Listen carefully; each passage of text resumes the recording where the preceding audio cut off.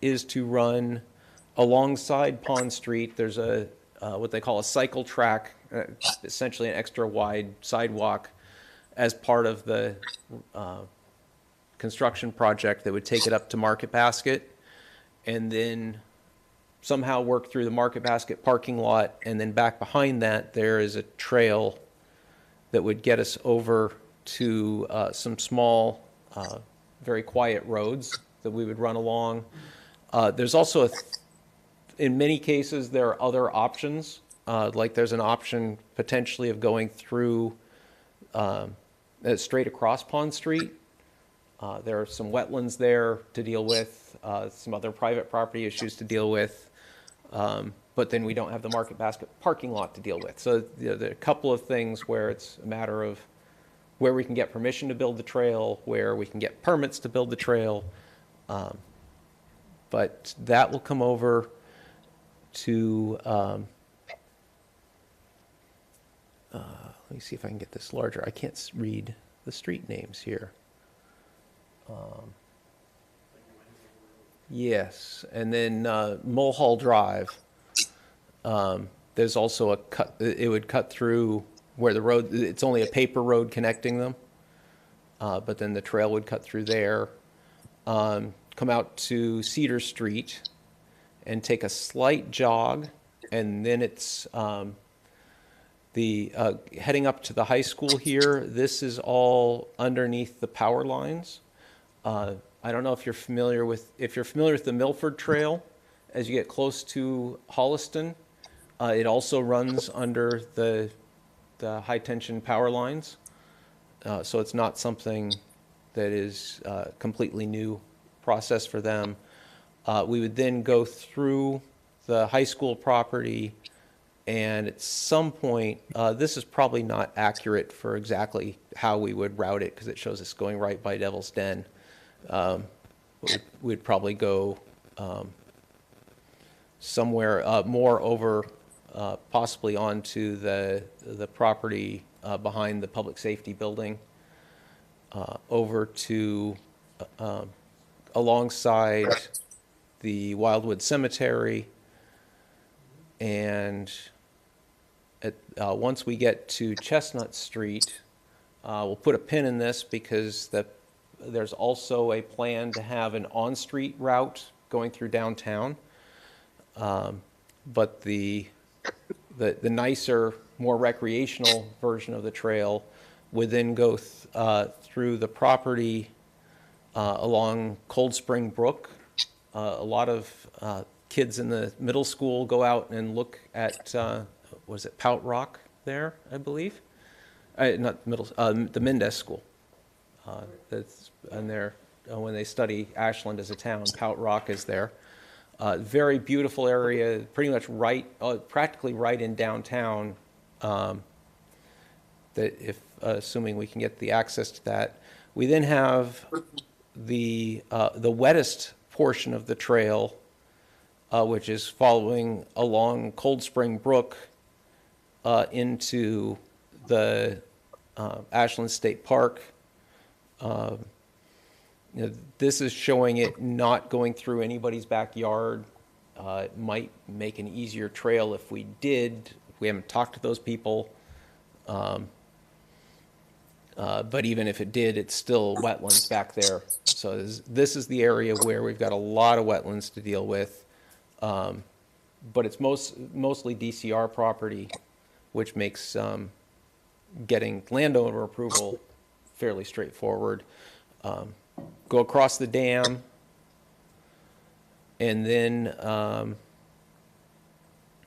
kind of circle around through the state park, and then we want to go pretty much along Voyagers Lane to 135. Whether we go through the property with the Voyagers Lane, was it Pine Lake Condo Association, or across the property line with the President's Row property. That's to be worked out. There, again, several variations on where we could route it that have pros and cons. But this is probably the most buildable that we have drawn here. We'd then cross 135, go up Memorial Drive, where using the existing extra wide sidewalk there. So that arguably is already done. We'd want to just review it for safety. And then as you come around the Oak Street, the Cirrus Apartments, we currently actually have an easement that kind of goes up just south of the apartments. That's the very bottom 10, 15 feet or so of that development. It's fairly steep, and it's not necessarily the best buildable route, though we do have an easement for that. At the same time, we think as long as we're not causing a big impact to their property, that they would be amenable to an easement, to other easements, and also the town is likely to obtain a good portion of this other MBTA parcel, this other parcel in the RTD, the Rail Transit District. There's also some possibilities of routing to the south of this instead of to the north, but there's, of course, slope issues. And then this would come out, there's a little paper road that brings this out to High Street. We would then jog up alongside High Street, and then along Whittemore, there is a bit of town-owned open space. And then we come to Burnham Circle, or Whittemore Estates, depending on which name you're familiar with. When that subdivision came before the planning board, we were aware of this trail plan, and they gave us an easement kind of zigzaggy along the back of their property. We would then need to cut through the back of an adjacent property, and then there's a bit of open space that was part of the,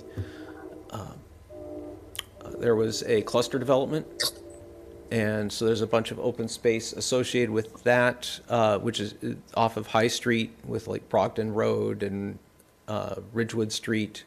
So it'd go well back into that open space. The preferred route then goes through the Big Indian property, which most people are familiar with for the Boy Scout camping, but it's a private, I suspect nonprofit. It's a separate. It's not owned by the Boy Scouts. It's owned by a separate organization that it exists just for managing that property. We would then need to cut across Cross Street to get into the DCR property.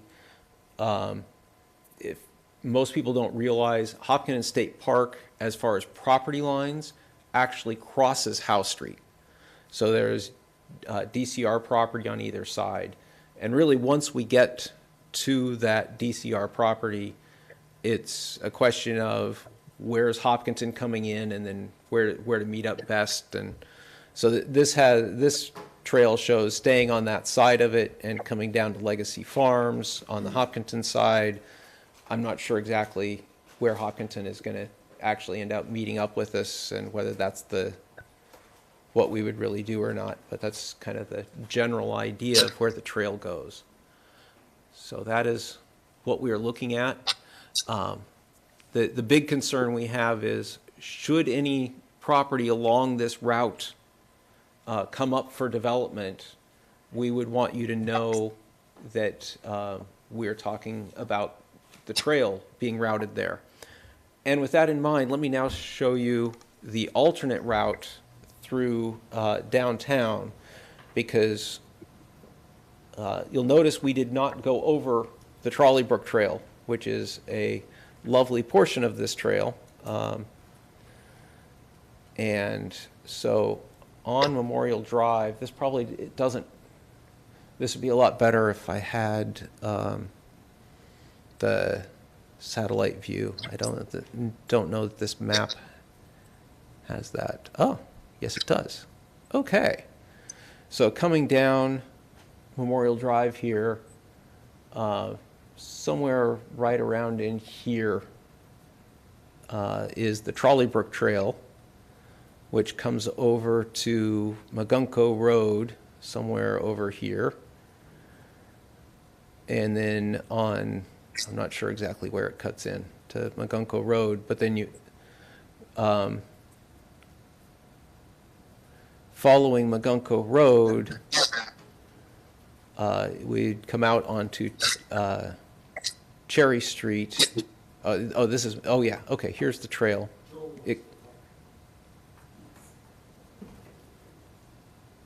Joel, do you want to talk? No, okay, so here it comes out to Magunko Road, and we want to do some improvements on Magunko Road to support more trail traffic. And Excuse me, Mr. Crowe, maybe if Joel mutes his mic during your presentation, we're getting some audio interference, I think. His mic. Joel, can you mute? They think your microphone is providing feedback. Thank you. Thank you. And then from there, we'd go down Cherry Street just a little bit to get to Stone Park. And then along Park Road, I believe this is. And then Summer Street, which turns into Homer Ave, and down Homer Ave. And then down Chestnut to meet up over here. So the vision with this is not to do a lot of improvements on these streets specifically for the trail, but to mostly be bike lanes, maybe improved sidewalks, but not a huge off-road trail the way the rest of the trail would be. So we'd think of this as like the business loop if you're on a highway.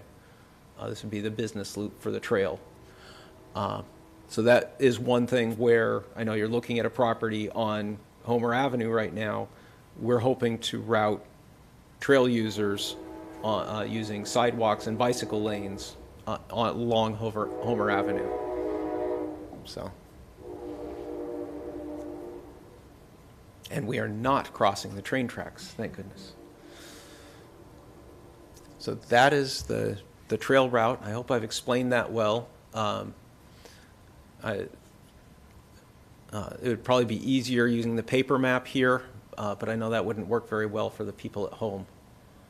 So, Are you just ready to take questions, or do you have? I am. That is pretty much what I wanted to say.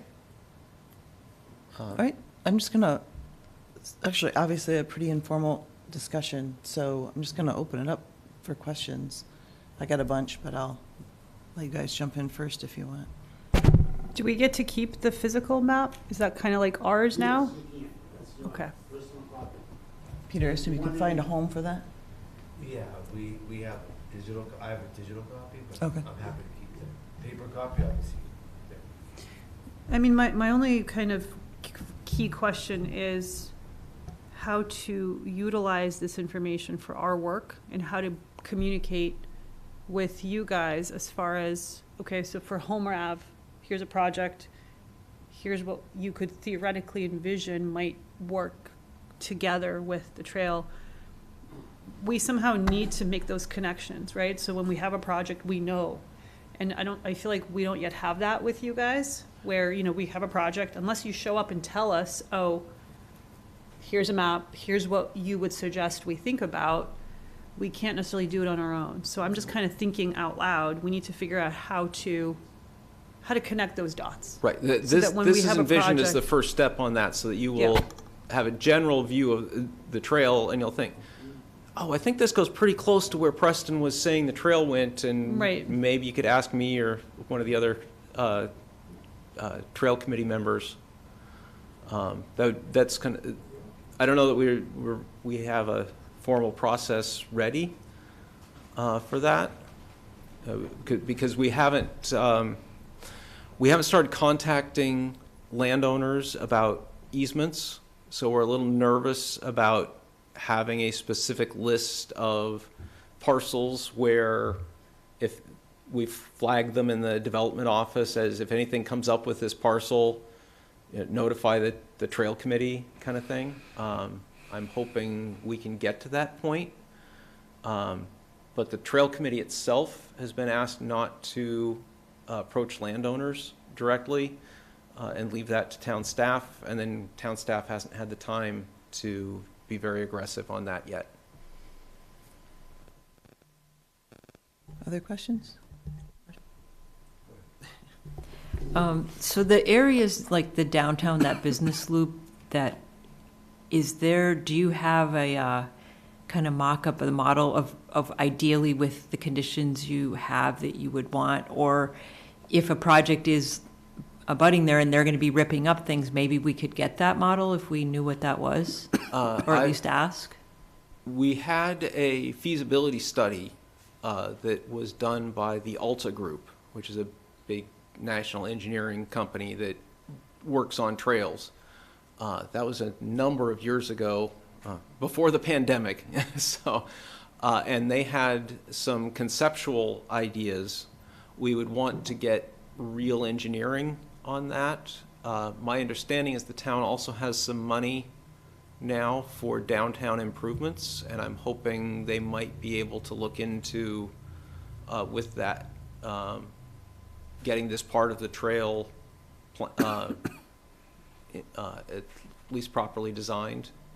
So this is on one of those projects, though, very Yes, it is. imminent, because there will potentially be some infrastructure work that will need to be done for that project. So this is very, like, we have to get something in somebody, town staff and planning board hands to talk about that, or else we're Yeah. going to miss that opportunity. We need to move quickly on that, yes.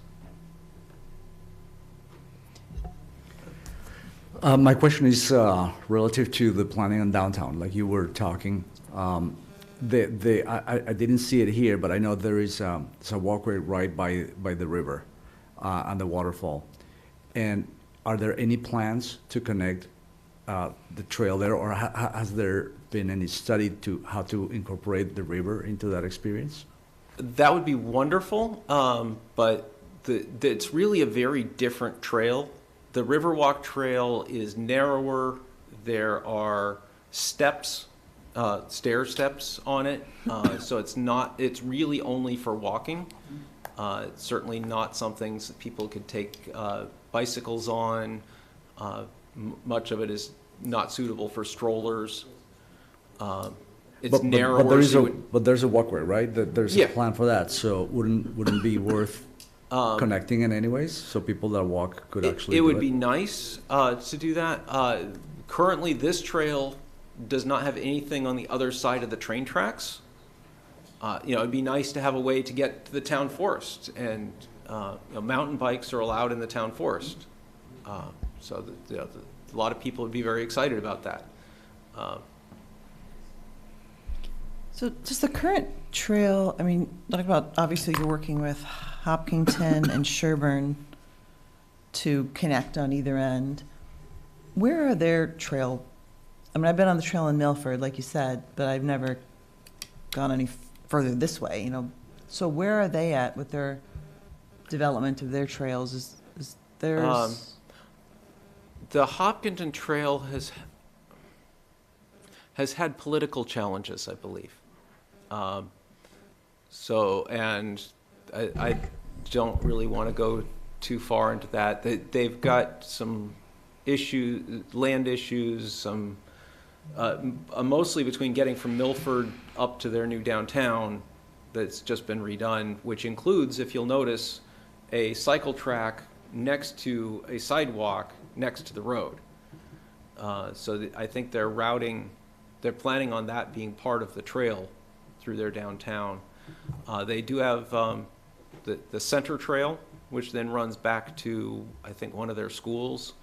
But then getting from there down to the Milford Trail, they've got a lot of challenges. I think there's a conceptual plan that has a number of crossings of 85, which, of course, people have lots of problems with. There are a lot of different issues there. I have not gotten very involved in that personally, but I wish them luck on that. Sherburne, however, has not been doing much until very recently, now that they're looking at likely getting the CSX tracks, depending on, that's currently in active negotiations, is my understanding. And so once they get that, then the trail will be a pretty straightforward build. And in fact, I believe there's actually more momentum with Sherburne to connect on up to Framingham than there is to connect to Ashland right now, which is something we're a little concerned about, because there's also, you may have heard of the East Coast Greenway. This is a trail that runs from Florida to Maine, and it's piecing together lots of other existing and planned trails, and there's federal money for this. And the current planned routing of this is the trail coming down, I think it's the Bruce Freeman Trail coming down through through Framingham. I may be wrong on where, is that correct? Okay, yeah. And then connecting into the Upper Charles Trail, running through, using the Sherburne portion of the Upper Charles Trail and through Holliston, and at some point branching off to the south. I'm not clear where it branches off to the south, but because the East Coast Greenway, when you're talking trails, is a bigger, more exciting trail than the Upper Charles Trail, that's getting more focus in Sherburne, and so we're working hard to make sure that any acquisition of the CSX tracks by the state is taking into account the needs to do the Upper Charles Trail and not just the East Coast Greenway.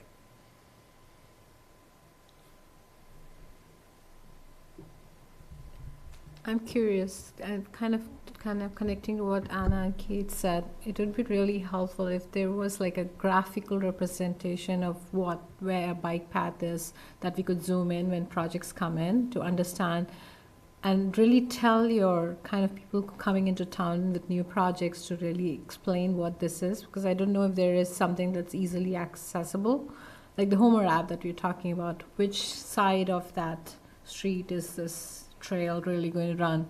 Which part of it is really should be focused? Should we be focusing on the one which is going towards those buildings, or is it on the opposite side? It'd be really interesting to see if there was like just a simple graphical representation of some sort, which is quick, right? Okay, this is a bike path, like the business loop that you talked about.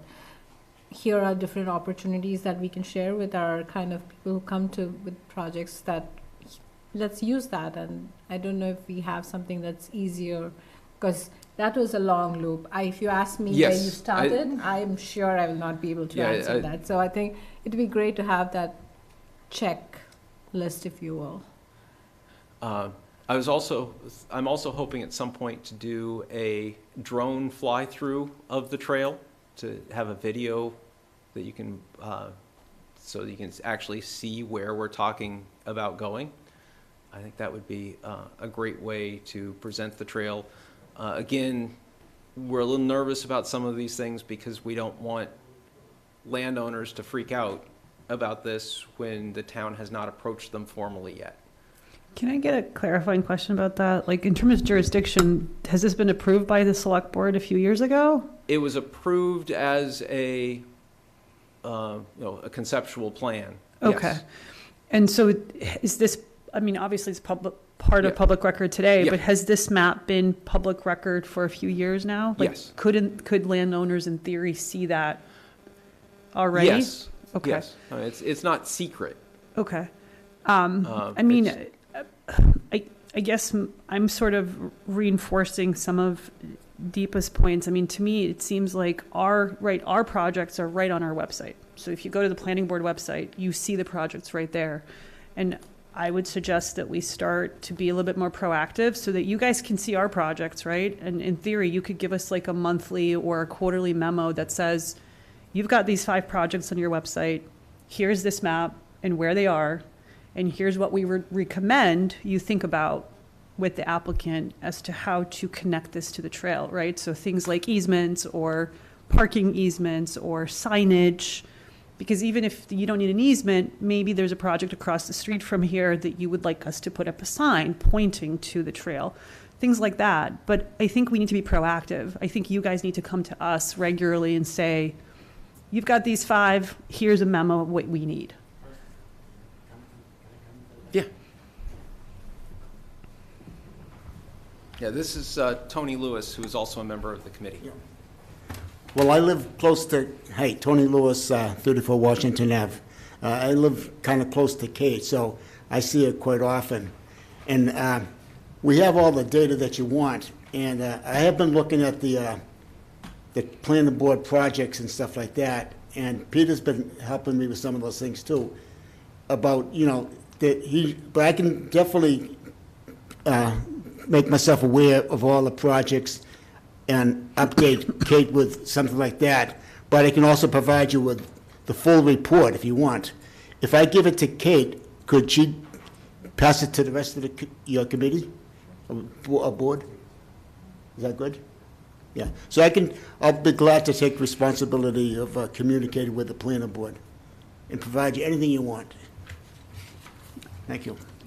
So I have another follow-up, it's kind of along that way, and it's basically, I know that this committee does a lot of work and it's been around for a long time on the trail, but I feel like there's an overlap of bicycle infrastructure, right? And maybe a good way to look at it again is that what we're calling that business loop, right? That's not so much the trail, but that's bicycle infrastructure. Yeah. And how much under your purview or support or can the committee kind of take on with that? And I think that's also particular to maybe particularly there's lots of things going on in downtown, or we've heard from developers, maybe smaller scale, right, that over the moratorium that they're looking at things, right? So I think we probably got to try to figure out a better way to get ahead of that, or else we will be disappointed. That's what I feel like. And I know that's why you're here, but I know you're the trail committee, but I want to see if there is any support that can come from your group. We have been,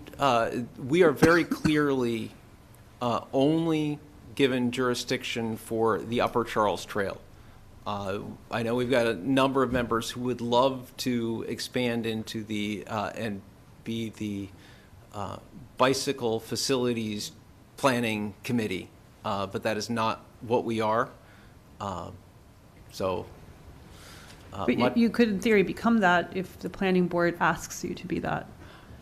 True. Well, we are a select board appointed committee. You could create a separate bicycle planning committee, could have the same members.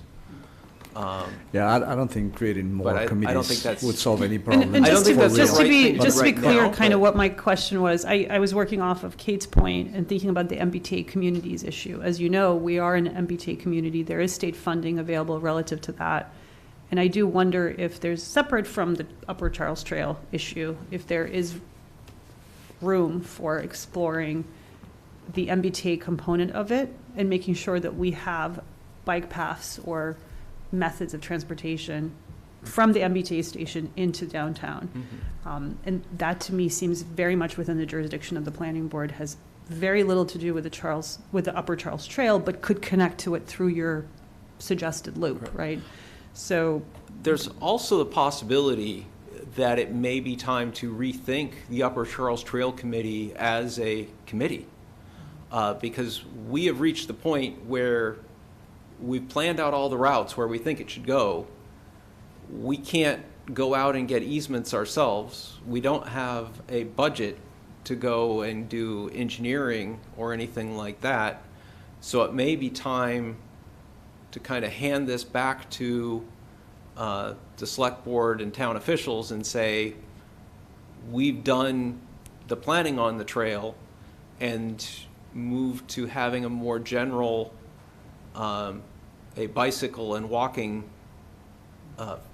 infrastructure committee, perhaps under the planning board, that would look at not just this trail, but general bicycle and walking trails type facilities.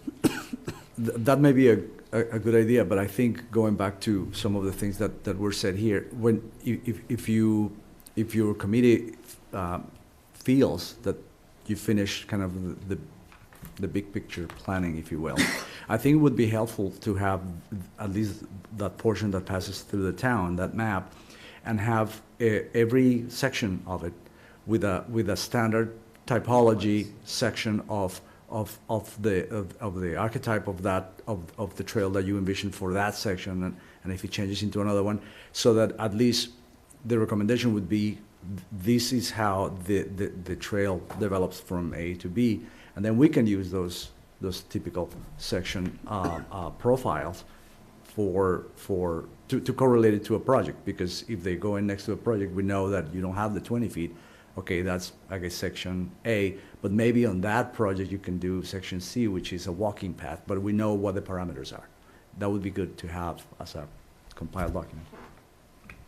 I think because it starts to get tricky when we're looking at, like, when we look at 9 to 49 Homer, that may or may not have part of the trail down it, may or may not be on our side of the street, may or may not have a cycle track, and so, because even when we look at, like, if that means an easement of taking out 20 feet, Yeah, there's other, not only in that property, obviously there's all kinds of buildings along there, but there's also setbacks that we have to adhere to, as you know, as part of zoning today, minimums and maximums about how far the building sits back from the street, and that easement wouldn't work in, right? So it seems like I think everyone loves the idea of this trail, but it's kind of so, the reality of it is so ephemeral right now. It's like, how do we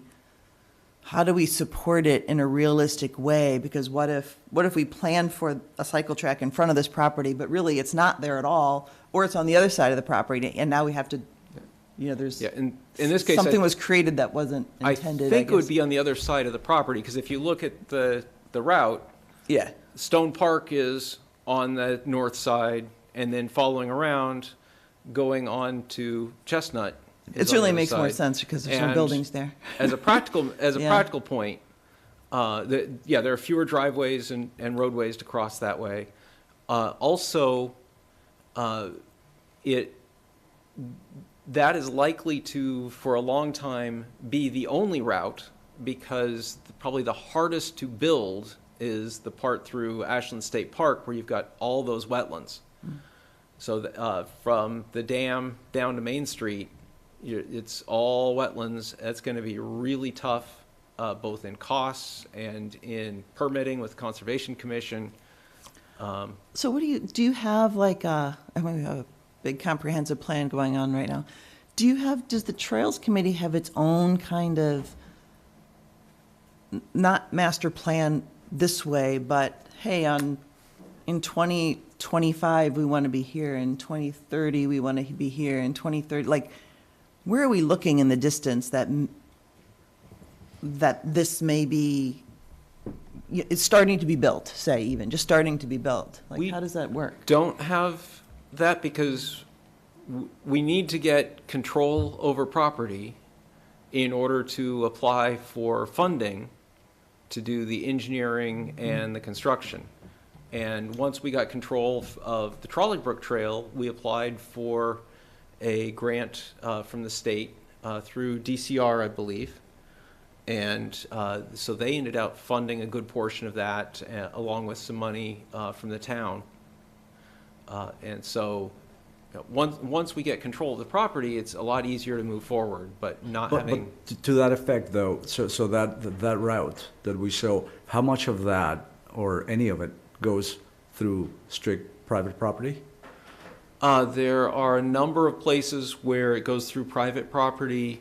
But there's a difference between it going through a homeowner's property and going through undeveloped private property, because like the Pout Rock property is privately owned, but it's not some homeowner going through their backyard, for example. Yeah, no, definitely makes a difference. What I was going to with this is that if there's just this one path, and yeah, you don't control the property, and so you cannot do more planning, that's what I'm hearing.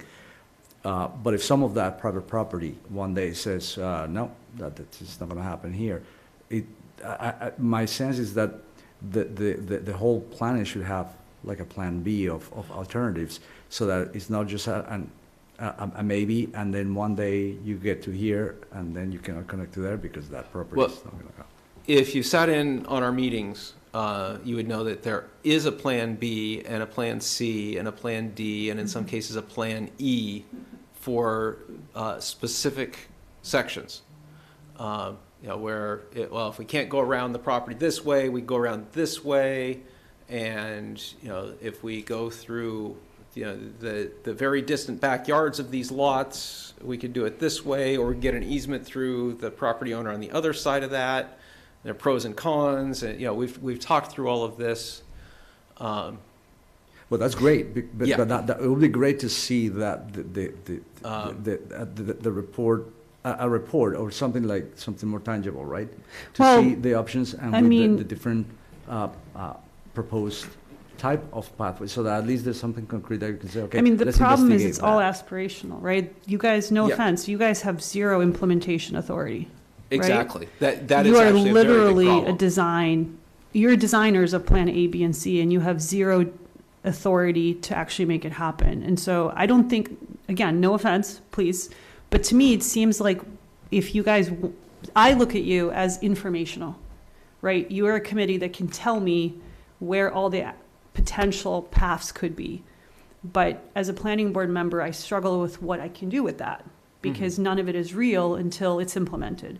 So again, please don't take any offense to it, but I would almost recommend that you continue in your informational role for us, but that you ask the select board to create an implementation committee where experts in the community who have the time and expertise to start to reach out to landowners can actually implement your spectacular plan A, B, C, D. Without an implementation committee, we don't have a lot of power as a planning board to really say anything other than we can kind of try on individual projects to be like, oh, there could be a path there. Okay, great. What does that even mean, right? So again, I hope you guys will continue forever as an informational committee because that's valuable, but I really hope you will kind of end your reign and ask the select board to create an implementation group. Yeah, I do know that there are 3 specific places in town where we did obtain easements as part of planning board site plans. I think even if there wasn't an implementation team like right now, right, it would still be years out, knowing, being able to get those easements, knowing exactly where this trail would go. And in the meanwhile, housing moratorium or no, we're going to be having projects come in, the trail is going to be long after the housing moratorium is done, right? And so our work is still going to need to be done when the trail is still kind of developing.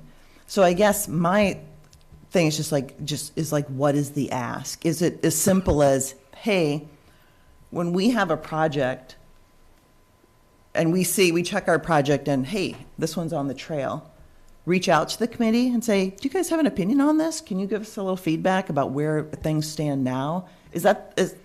I'm looking for the ask. That's really where we're at right now, yes. Okay. And actually, thinking of all the different parcels that this goes through, there aren't that many that are developable. Probably the one that scares me the most that could be developed is the Pout Rock parcel, because that is such beautiful land. But most of it's dry, and yeah. But most of the land is either wet, has a conservation restriction. There's the land under the power lines. There's some of it's town-owned or is going to be town-owned based on current agreements. So it's, there's not that much that we're really that worried about right now. Okay, yeah, that's, I don't think there's anyone on the committee or on town staff that would say, no, we don't want a bike trail. You know, it's always seemed like an amazing idea, you know, to put it through. So we're just wondering as a board, what can we do, you know, even on a per project basis? You know, like we've worked with sustainability committee to come up with a best practices list to hand to every applicant saying, we'd like to see this kind of stuff.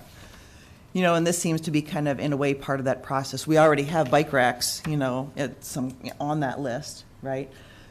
But this seems like as part of that process that every project that comes up, okay, we take a look at this as part of our process. And either it's like, yeah, it's nowhere near it, or... And there are a lot of bicycle safety things in general that should be on a checklist like that, which, you know, it's not our committee's role to tell you, you know, minimize curb cuts. When you do have a curb cut, make it as short as possible, but have good sight lines. But those are some of the things I'd tell you if I were on such a committee.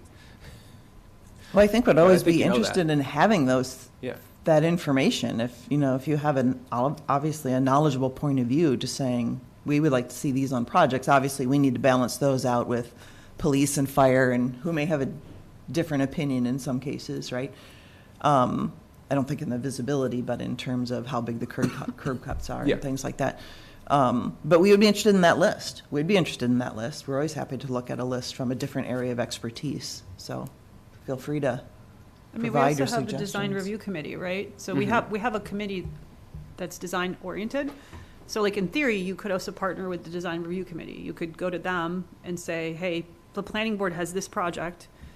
The trail is right next to it. We're not quite sure what might work. Can you help us figure this out? And give us a memo from both committees. I think we need some input from you guys. We can't just do this on our own because we don't have, I mean, now we have this, right? But we do need those grainy details. If we could get a memo of such and such a project is being sent to the design review committee, does it impact the trail? Yes, no, and send that off to the trail committee? Would that be, I mean, I think that's just as something far as a that, process? I think that's just something that we would check with every project, just by looking at the, I Yeah. mean, because I think that's something actually that we need to look at in a big picture way before it gets to the design review committee, you know, because that's how the project connects into the larger community, which I think is in the realm of the board. The list I was talking about of sustainability best practices also was done in conjunction with sustainability, which I know you know, and the design review committee as well. So it's kind of a three-part thing adding into this document. So, but it's a document that is made to grow and change. And so, like I said, I think if there are a short bullet-pointed lists of things that support bike safety, I think we would all like to have it. So feel free to send it to Peter and he'll distribute. So, and Okay. on your own, Well, at your well- convenience, you know.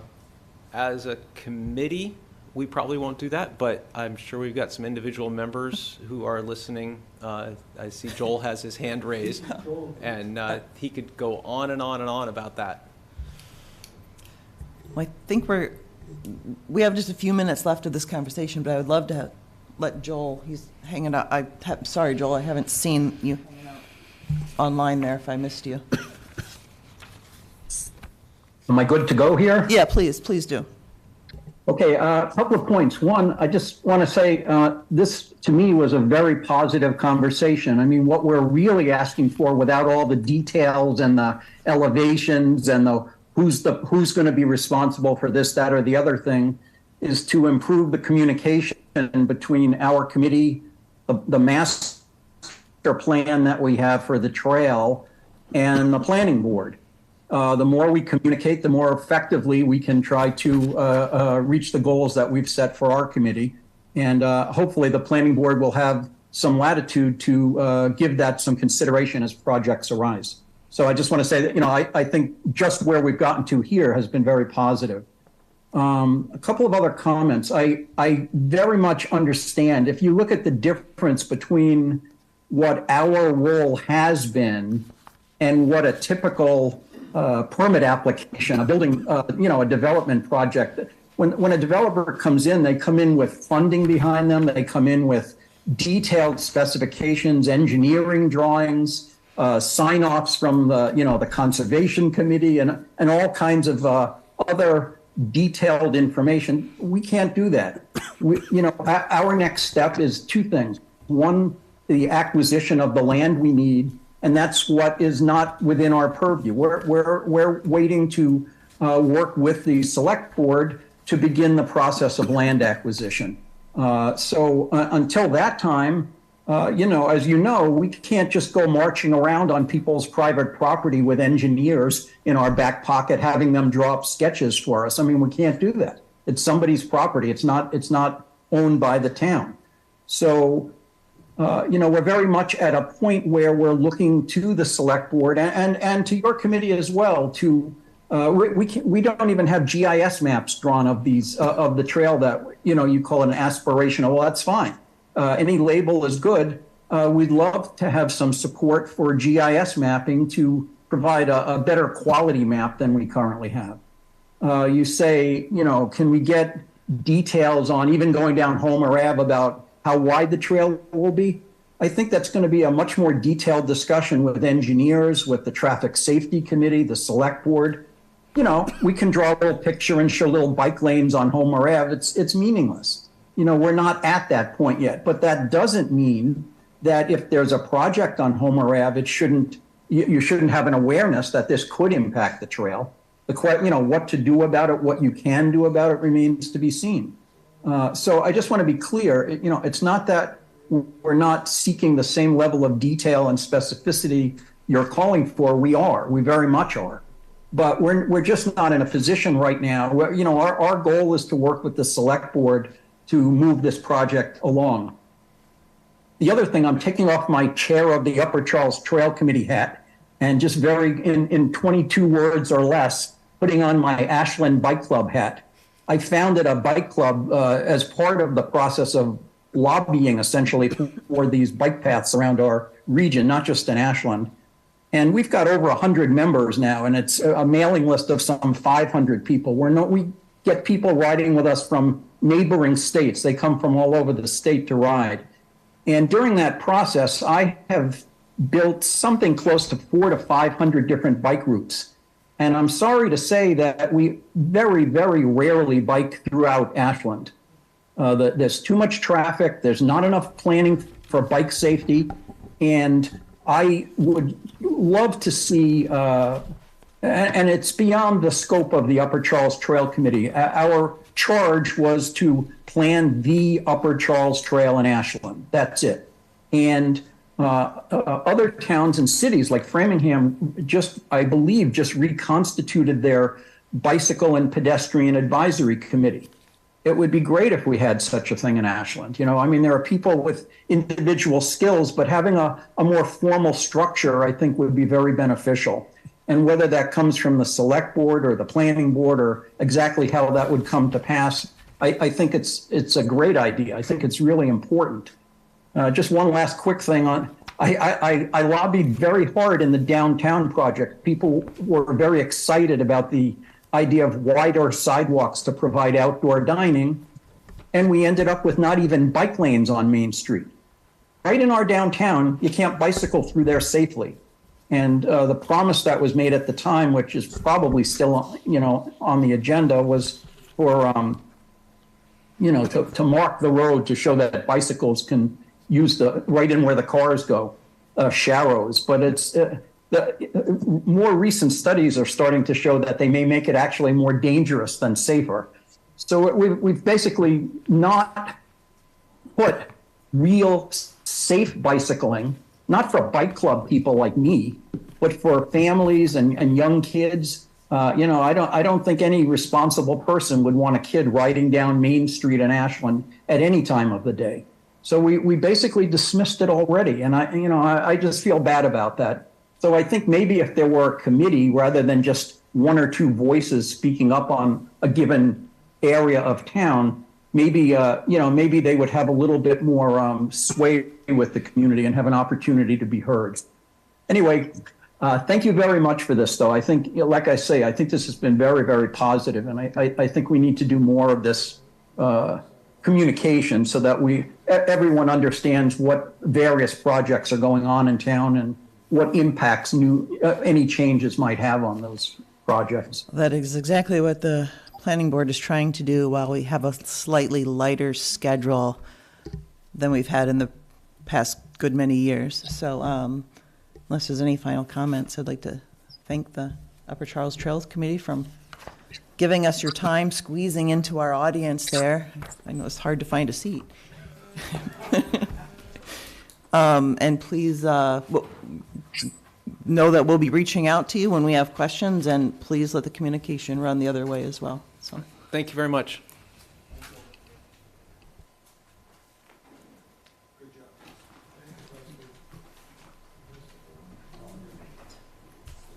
all right, so next on our list is the lot release for Apple Ridge Definitive Subdivision, Lot 14. We kind of postponed this till tonight because we didn't really have any documentation in front of us and it was hard to understand.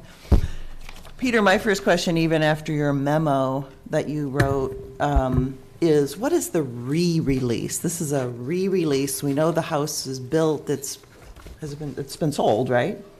Yeah, so it's been sold. I believe Yeah, it's so- been sold, or it's so- under a purchase and sale agreement. Yeah. So what does it mean, the re-release? When I say re-release, and so when I went and I dug through the paper files on this Apple Ridge Estates, right, I could not, typically, when you have subdivisions, you release blocks of lots, right?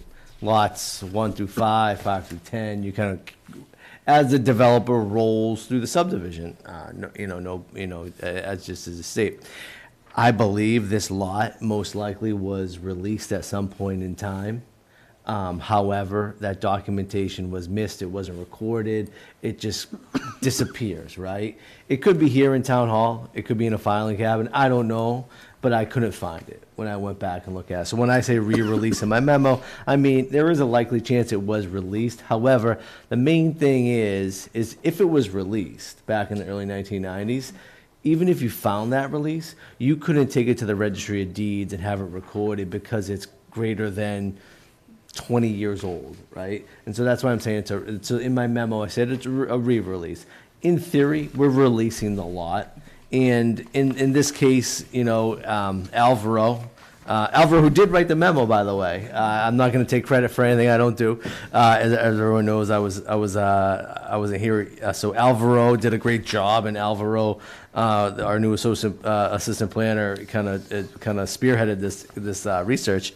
But as you can tell, the main thing is the roadway was taken by the town back in, I believe it was 2001. So at the annual town meeting in 2001, the town accepts the way. And so therefore, in that legal transaction, really it dissolves the covenant per se. So in this instance, the lot release is just a mechanism, is just a legal mechanism, because at the end of the day, whoever is buying this new house, because, I think at the last meeting, the conversation was it a new house, is it an old house? Well, the developer in this instance had held the lot since the original development, and therefore he pulls a building permit in 2022, he builds the house, and the road's already a public way.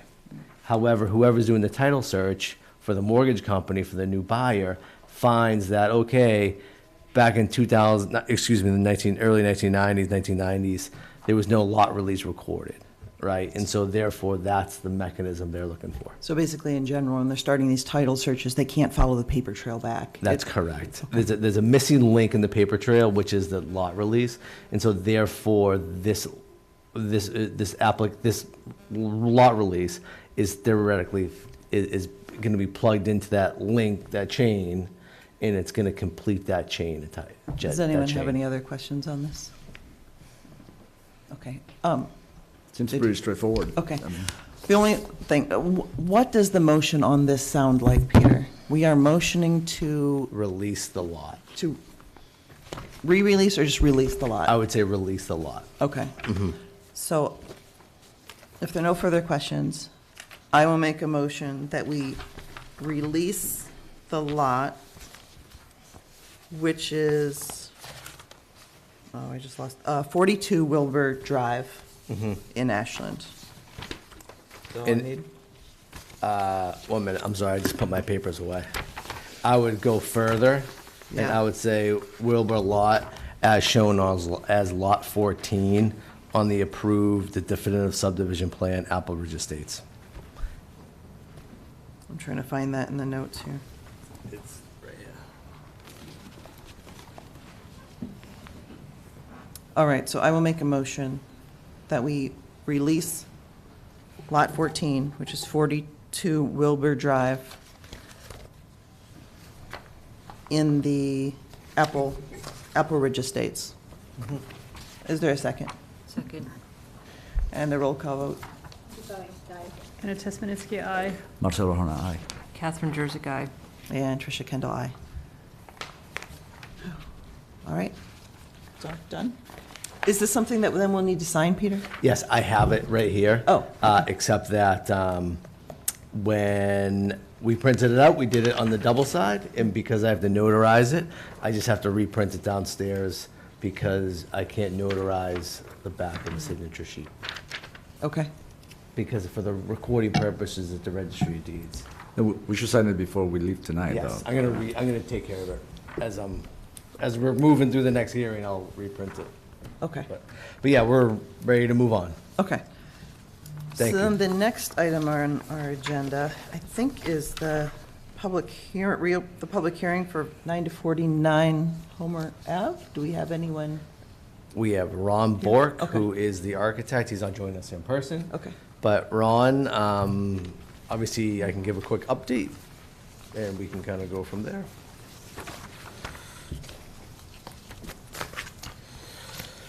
So as we reopen this hearing from 9 to 49 Homer at the last meeting, excuse me if I'm talking into the microphone, we last heard the 9 to 49 Homer Homer Ave on our April 13th meeting.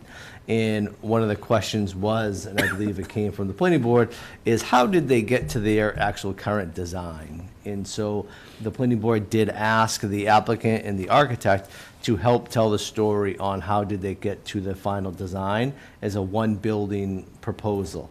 I think with some of the conversations that were going around and/or the planning board had is, was there an opportunity to break it up into two separate buildings on the lot? Currently, there's four separate buildings on the lot right now. There's two homes, one commercial building, and then there's one large shed on the building. And so I think that's what the applicant is here to talk about tonight, is what process architecturally did they go through. With that said, I know the applicant is hoping to go and take the project to design review. And with that, for the last couple of months, I would say, not months, but since there was a memo that was created, which we were drafting to send over with this project to the design review committee. And so that memo, I did print it out. It is dated February 22nd. I have updated it since then, and I know there was comments from planning board member Catherine Jersey, and I believe I added those within an email I received. But I just want to give everyone the reminder that that memo had been drafted with those items that the planning board was already asking the design review to look at. And so, if appropriate, without a further ado, I can hand it over to Ron. Yeah, let's go through the presentation first, but I do think there are other things that we haven't talked about as planning board issues before it goes to the design review committee. So let's make sure we discuss those first and then see if we feel comfortable releasing it to the design review committee.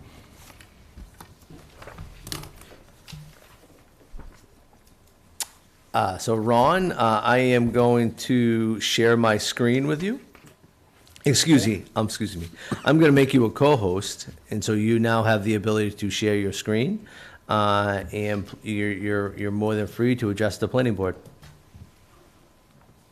Thank you, Peter. So I will call up the package that I sent to you or Terry sent to you. Yes, and the planning board has received that. They have received that, okay. Okay, so I guess I'll start with conceptually, how we came to this idea of, and just forgive me for a second, I just want to make sure I get the right thing up on the screen.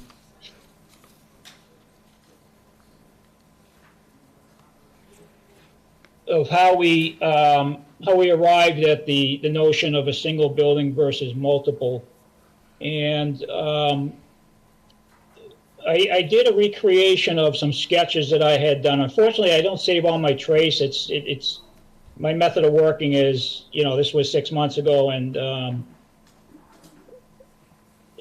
will hang on to it, but it eventually gets thrown away. But I did, recreate some of the options and some of the thought process. So I'm going to start with this was a comment that the owner had made to me about trying, what happens if we leave the 3 lots as 3 separate lots. And I told him that it just won't work. And so I gave him a graphic representation of, exactly what that would look like as far as not doing underground parking. Basically, we had townhouses, would have been, parking on the first level. Levels 2 and 3 would have been living space. Totally inappropriate for what we were doing, but it was really to demonstrate that multiple buildings, trying to keep the lots separate just would not work. When looking at this site, I had the advantage of having worked on the site around the corner on Alden Street. So that gave me an opportunity to do, kind of a, visual analysis, I'll call it, where I would spend time on site, different times of day, different days of the week, see how people interact with the area, see how traffic flows, pick up the cues that we use architecturally to help in site design and analysis. And so, in a perfect world, those would have been presentation boards we would have presented in the beginning, but it wasn't our method of working. It was very obvious that, this is a bleeding site. It really has no edge. So that was one of the main goals, is to create an environment that, turned the corner from Main Street, became integral to Main Street, and then was able to terminate itself so that you had a strong edge for a business district, and you had mixed use with residential above. Triangular sites, and I consider this a triangular site, are tough because as you put the setbacks in, you end up with areas where the reduction in area based on the setbacks coming together make it difficult to, provide parking and circulation and building form and things like that. So that, those were some of the factors that we dealt with. So on this version, I was looking at multiple buildings on site, still creating an edge along Homer Ave, because I thought that was important. Being able to transition onto Alden Street, and then have the access to the underground garage. So we realized early on that we would have to do underground parking to make this site work. So the ramp was off of Alden Street towards the rear of the site, would have taken us to underground parking, accessing those buildings from below grade. We do have several commercial lots off of Homer Ave that we would have needed for the commercial space, and creating an entry plaza off of Homer. As you can see, there's not a lot of green space availability there. I mean, there's space between the buildings, but it's necessary for parking and some of the site amenities that you need to make these spaces work. So they are multiple buildings. They're joined. They create,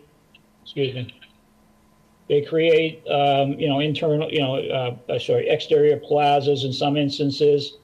But it really doesn't have a cohesiveness to it. The building form, we're at 3 stories. We can't have flat roofs, so that leads us to a gable roof situation, which limits the width of the buildings to maintain that 35-foot, height. And as you can see on the building we have now, that's what we were working with.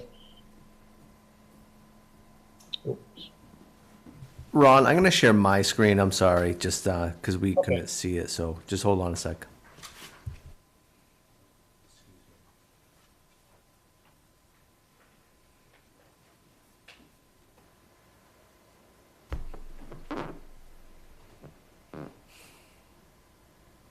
So if we go to the third slide.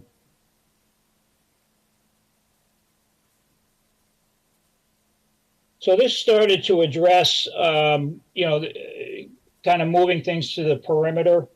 We have a 15-foot setback, and that was just trying to maximize what we can do. This would have created all kinds of problems in itself for fire department access, and it was impossible to run parking along the back of the building. We have a 5-foot landscape buffer, but then we started to get into this idea of having sort of a central courtyard with the building wrapping around it. We still had commercial parking off of Homer Ave. It wasn't a lot of spaces, and it was a dead-end parking lot, which isn't ideal. It would have been difficult to turn around. And the ramp on Alden Street, all of the traffic would have exited and entered off of Alden Street. So you can start to see that, we were just finding that kind of center of gravity for this site being that we had to move things to the perimeter and try to basically turn it into one building, but an elongated building, I'll call it. So then if we go to the other package, Peter, where we have the existing site plan, what we have now.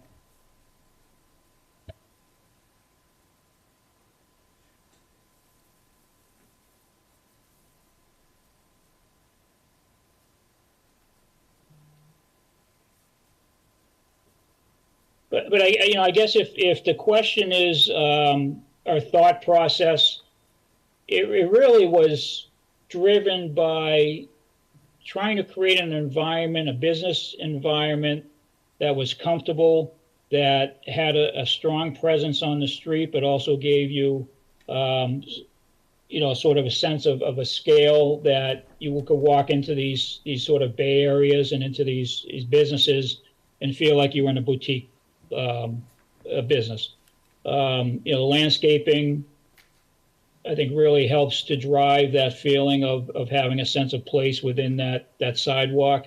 And if I use the example of the bagel shop on Main Street, I mean, it's great to have the sidewalk space, but I think I would rather sit in an environment where at eye level I'm looking at plantings instead of being open and feeling exposed to the street and the parking.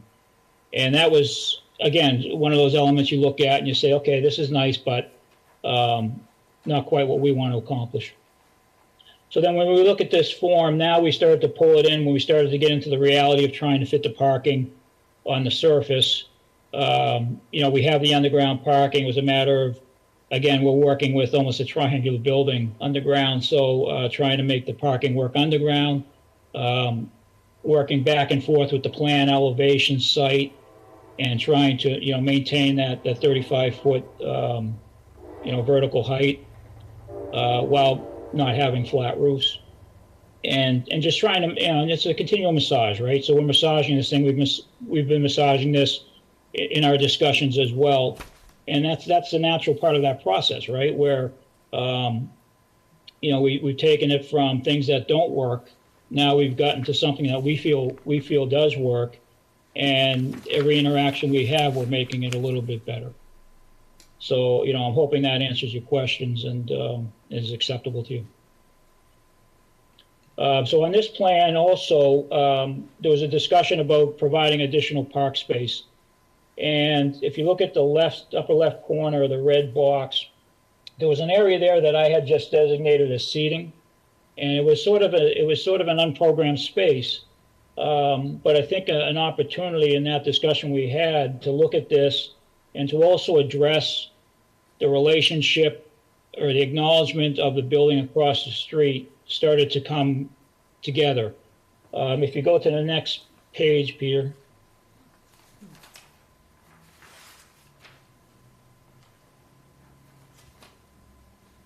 So as we looked at this space and creating a kind of an intimate seating area, started to look at the relationship to the building across the street, and that the upper left-hand photo is actually directly across from this space.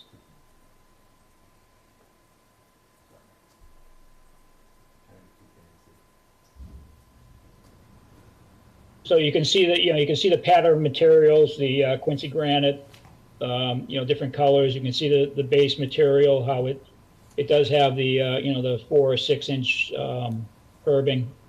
And to start to integrate that onto the site across the street, where the paving pattern, if you go down on the screen, Peter, to the, right there.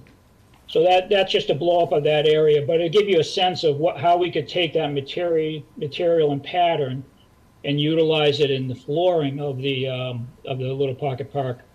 It would be a smoother material, obviously. It wouldn't be as rough cut as that, but the intent with the jointing and the patterning could help to reflect the respect the building across the street, as well as if you do I have control. Or just you? Okay, if you could zoom up, Peter, and then a little to the right.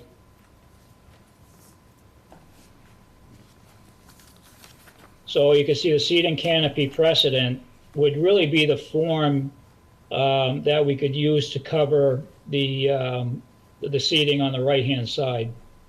And again, it would be, a scaled-down version, but it would certainly carry the character of what's happening there. It would also carry the character of what you would see at a train station when you do have the covered walkways where you wait for the train. So it would be, it'd be in that form, it'd be that scale. The materials could match what we have here. And now we've began to tie the two sides of the street together, which I think was one of the goals. Although it doesn't happen on the building, it does happen in an introduction to the building. And it also gives us the ability to have that additional pocket park.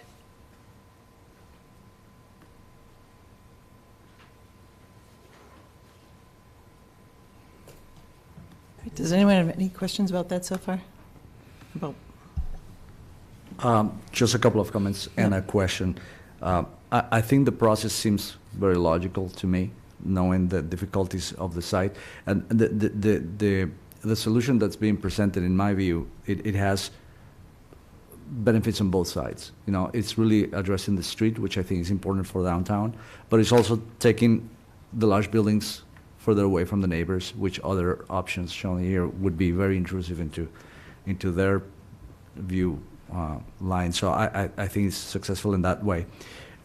Relative to what Rob just described, the pocket park, which is one of the things that we're discussing, I think it's a clever idea to connect to the station in a different way as opposed to copying like some people would do. And I was going to ask if that could be a little more ambitious than just the pocket park. I like the idea of the patterning on the floor and kind of bringing some of those materials. Is there a chance that park, or the materiality, if you will, would actually cross the driveway and connect to the pedestrian area in front of the retail, in a way that cars that will enter the parking lot would have to race to the level of pedestrian and then go down, like you see. So it's basically creating a continuous plaza that it becomes part of the pedestrian nature of the street, and you could go from one side to the other, and of course with some protective elements for when cars drive down. But when cars are not driving that I think that would make the entire street feel like part of the downtown district that we're creating. So I thought it was worth asking. Wasn't that technique one of the kind of safety mechanisms that were talked about at the Starbucks? Is that like that kind? Yeah, I the think we technique would want that anyway. The materiality is different. But, Yeah, but at the same level, right? Yeah. Because I think what that would do is that it really kneels down to the pedestrian, not to the automobile. And whenever you have curbing, it's really the other way around. So, and that way, the part, the open space that we were looking for, that I think Anna referred to the other day, it would get really visibly and practically bigger without changing anything. So I think it's worth exploring. I think that's an excellent idea. I hadn't thought of that. I thought about whether to run a crosswalk across the street, but I just don't. It's a tight corner there with the existing brick building. So as traffic comes around the corner, I'm not sure that would be the right place to put a crosswalk. But that would have been my first natural instinct, was to just continue that patterning right across the street to the building. If traffic people say that that's appropriate, that would be another way to make that connection. But I do like that idea of going laterally across. Yeah, the full, I mean the full width of. The full width of the 40 feet or whatever. Yeah, come that right whole across. zone. Imagine how nice it would be from downtown, you would see the same patterning that we see on the sidewalks here that we have increased. This would be a much bigger one. Yeah, no, I think. I mean, yeah. I for one love the idea of figuring out how to cross that street, because you have that historic train station, and you have the library across the way, and you have the market and so forth that we do there as a community.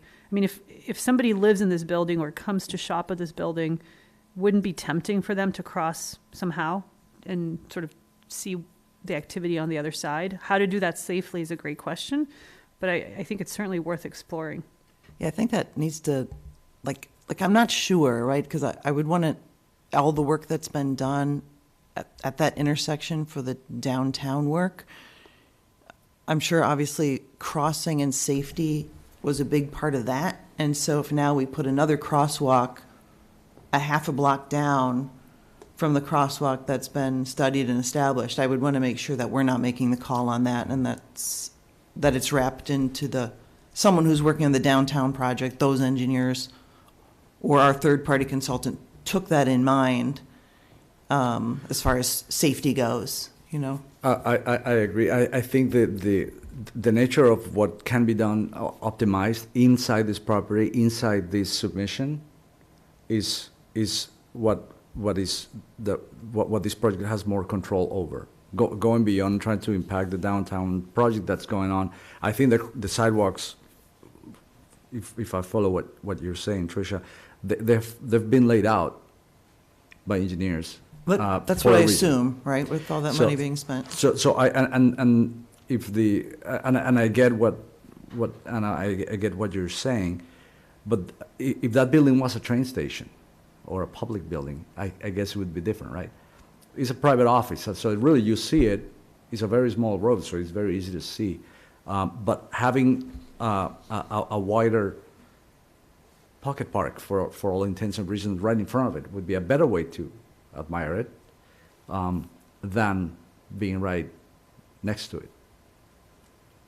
What you're Would there trying be to say is, would there be concern that someone would cross, within that area, and cars pulling in? You know what I mean? It's not like, when you cross, you would cross at the sidewalk and you would have a very clear delineated path.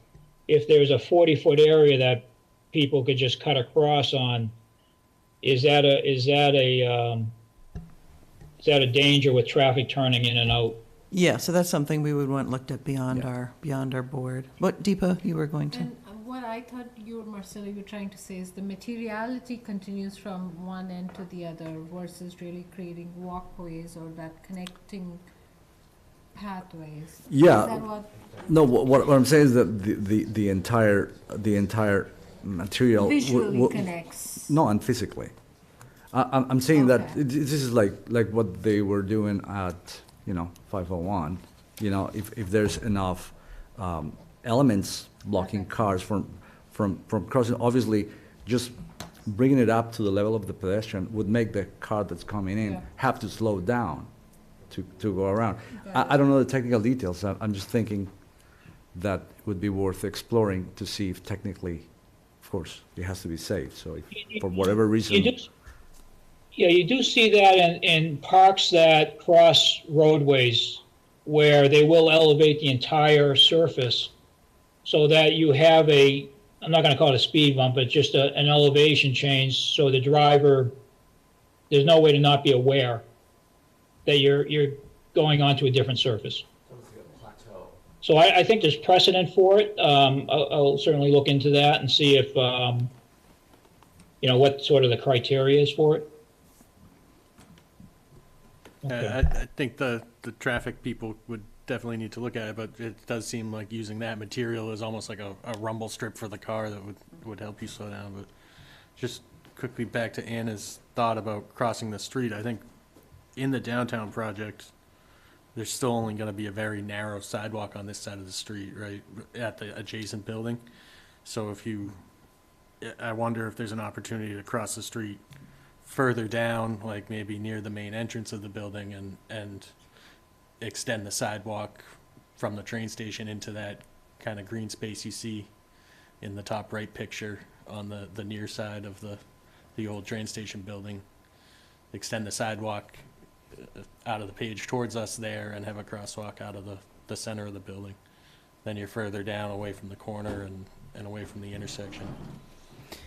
Yeah, no, that's a really good idea. I just keep thinking about, I mean, isn't that train station owned by the same folks?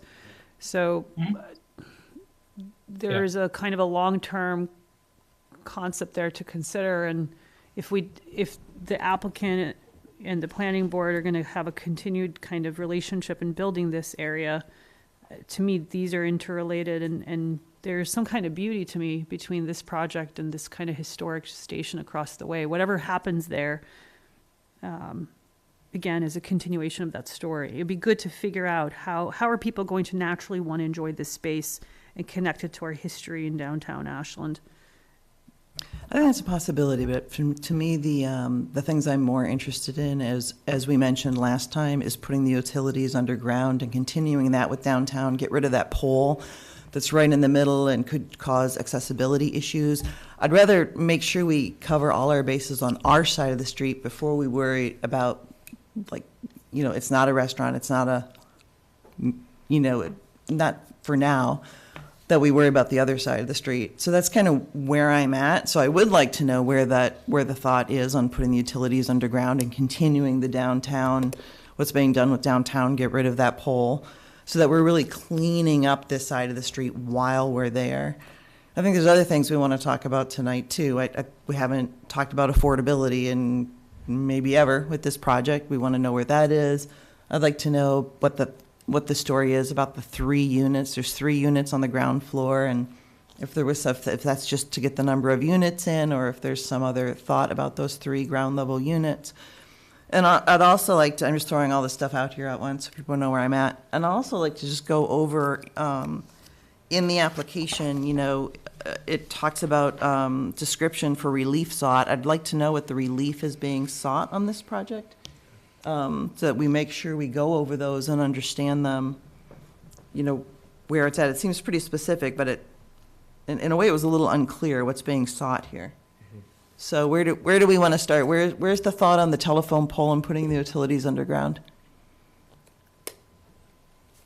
That's to the... Well, we discussed after the last meeting, and to be honest with you, I don't think anything's been done. We did ask if there was costing done on the Peter. I think we asked you this, if there was budgeting done on the pole, so we would have an understanding of just what it entailed. Okay, so but these are the kind of things we want to, in terms of big picture stuff, that we want to make sure are kind of clear before we pass on to the design review committee and they really have a clear picture of what they're working on. I mean, that's open to the board's opinion, obviously, as well, but it's kind of where I'm sitting. And the other thing is about, well, before we go to affordability, can you tell me about those 3 ground level units and what they're, is it just to make up the 29, or is there something special about those? No, they made up to 29. It gave us the ability to have those accessible units right on grade. And also to not have a park that just didn't feel like it had a reason for being there. You know, I mean, we have residents that open up onto it. It just made sense to put residential units that could open up onto it. Was that ever looked at being commercial space? We did look at it for commercial space, one of the units.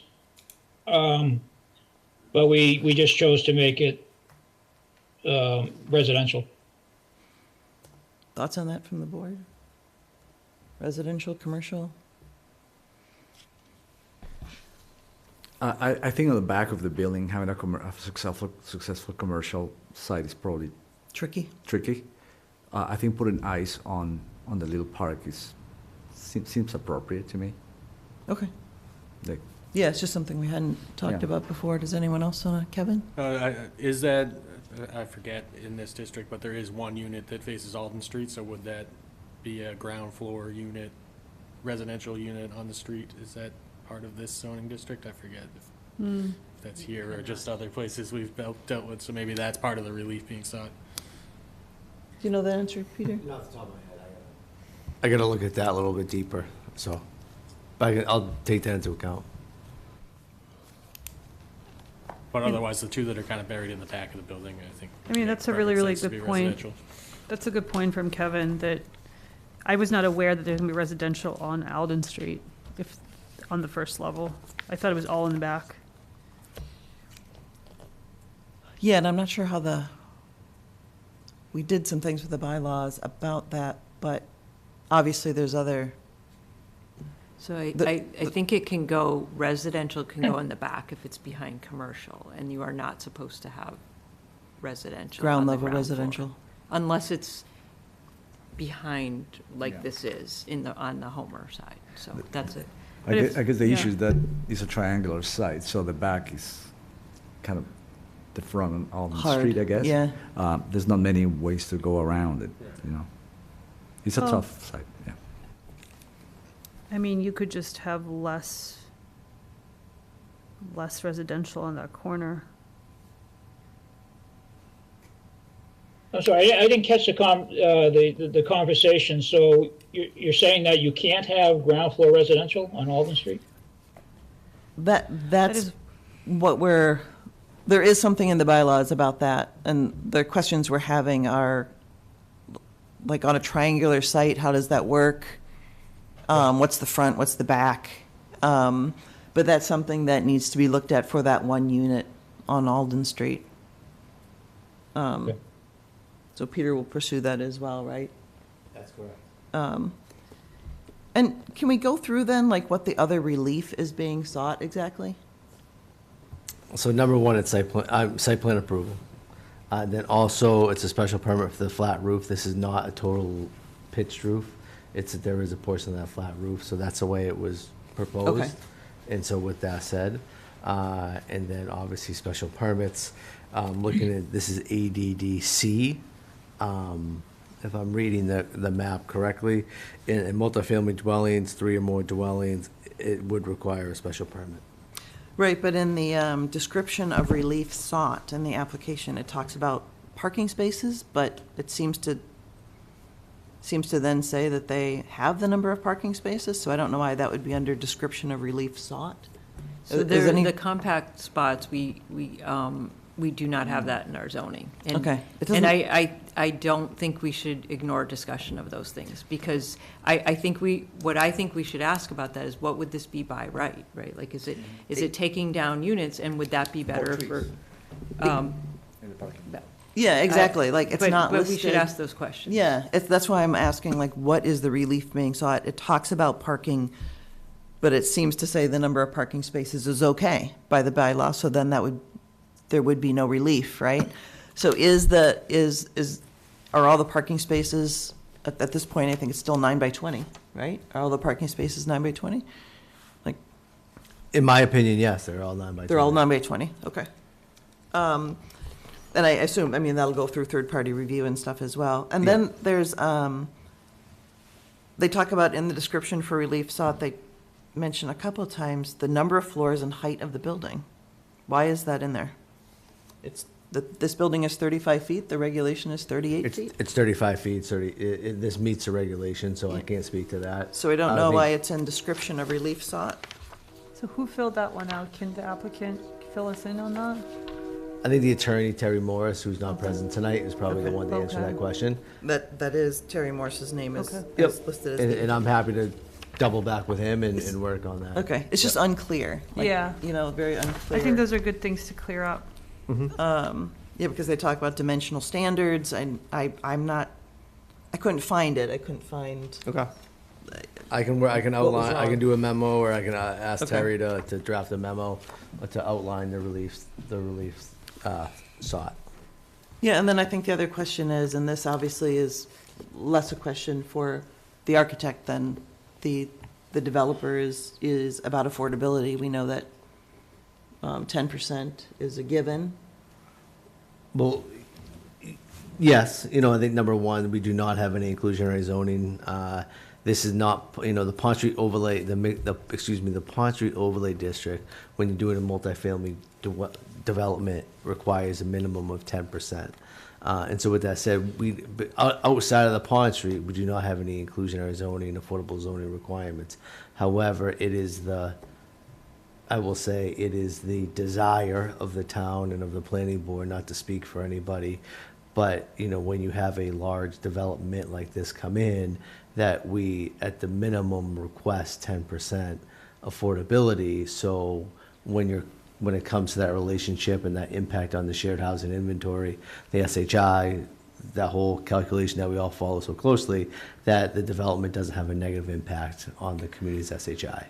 Can you ask that to the attorney again? Because I may be misremembering, but I think at the first presentation, they addressed that, and I think they were proposing. I may not be remembering correctly, but if you I could can follow request up. to add, I can request to have them Yeah. add that into their memo, but Yeah. I do concur that 10% was the starter value. But I think we can double check on that. And I think the number one thing is just to make sure everyone's on the same page, that the 10% is desired in this development. I don't. 25%. Yeah, would love 25, but I think 10 is a non-starter, because otherwise we have to make up those numbers from this project somewhere else. And that got us in Ashland, not us, but got Ashland in trouble from the beginning, right? That we need these numbers, so.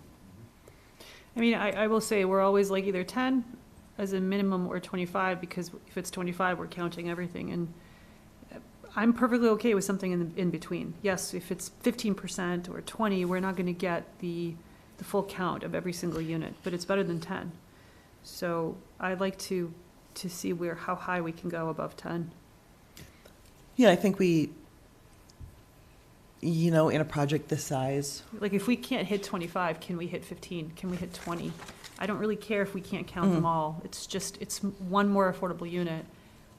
To me, that counts. It's making a bigger, it's making a bigger dent than just Yeah. covering exactly. the minimum. Exactly. So can we hit 15? I don't know So- if the applicant can answer that at this point.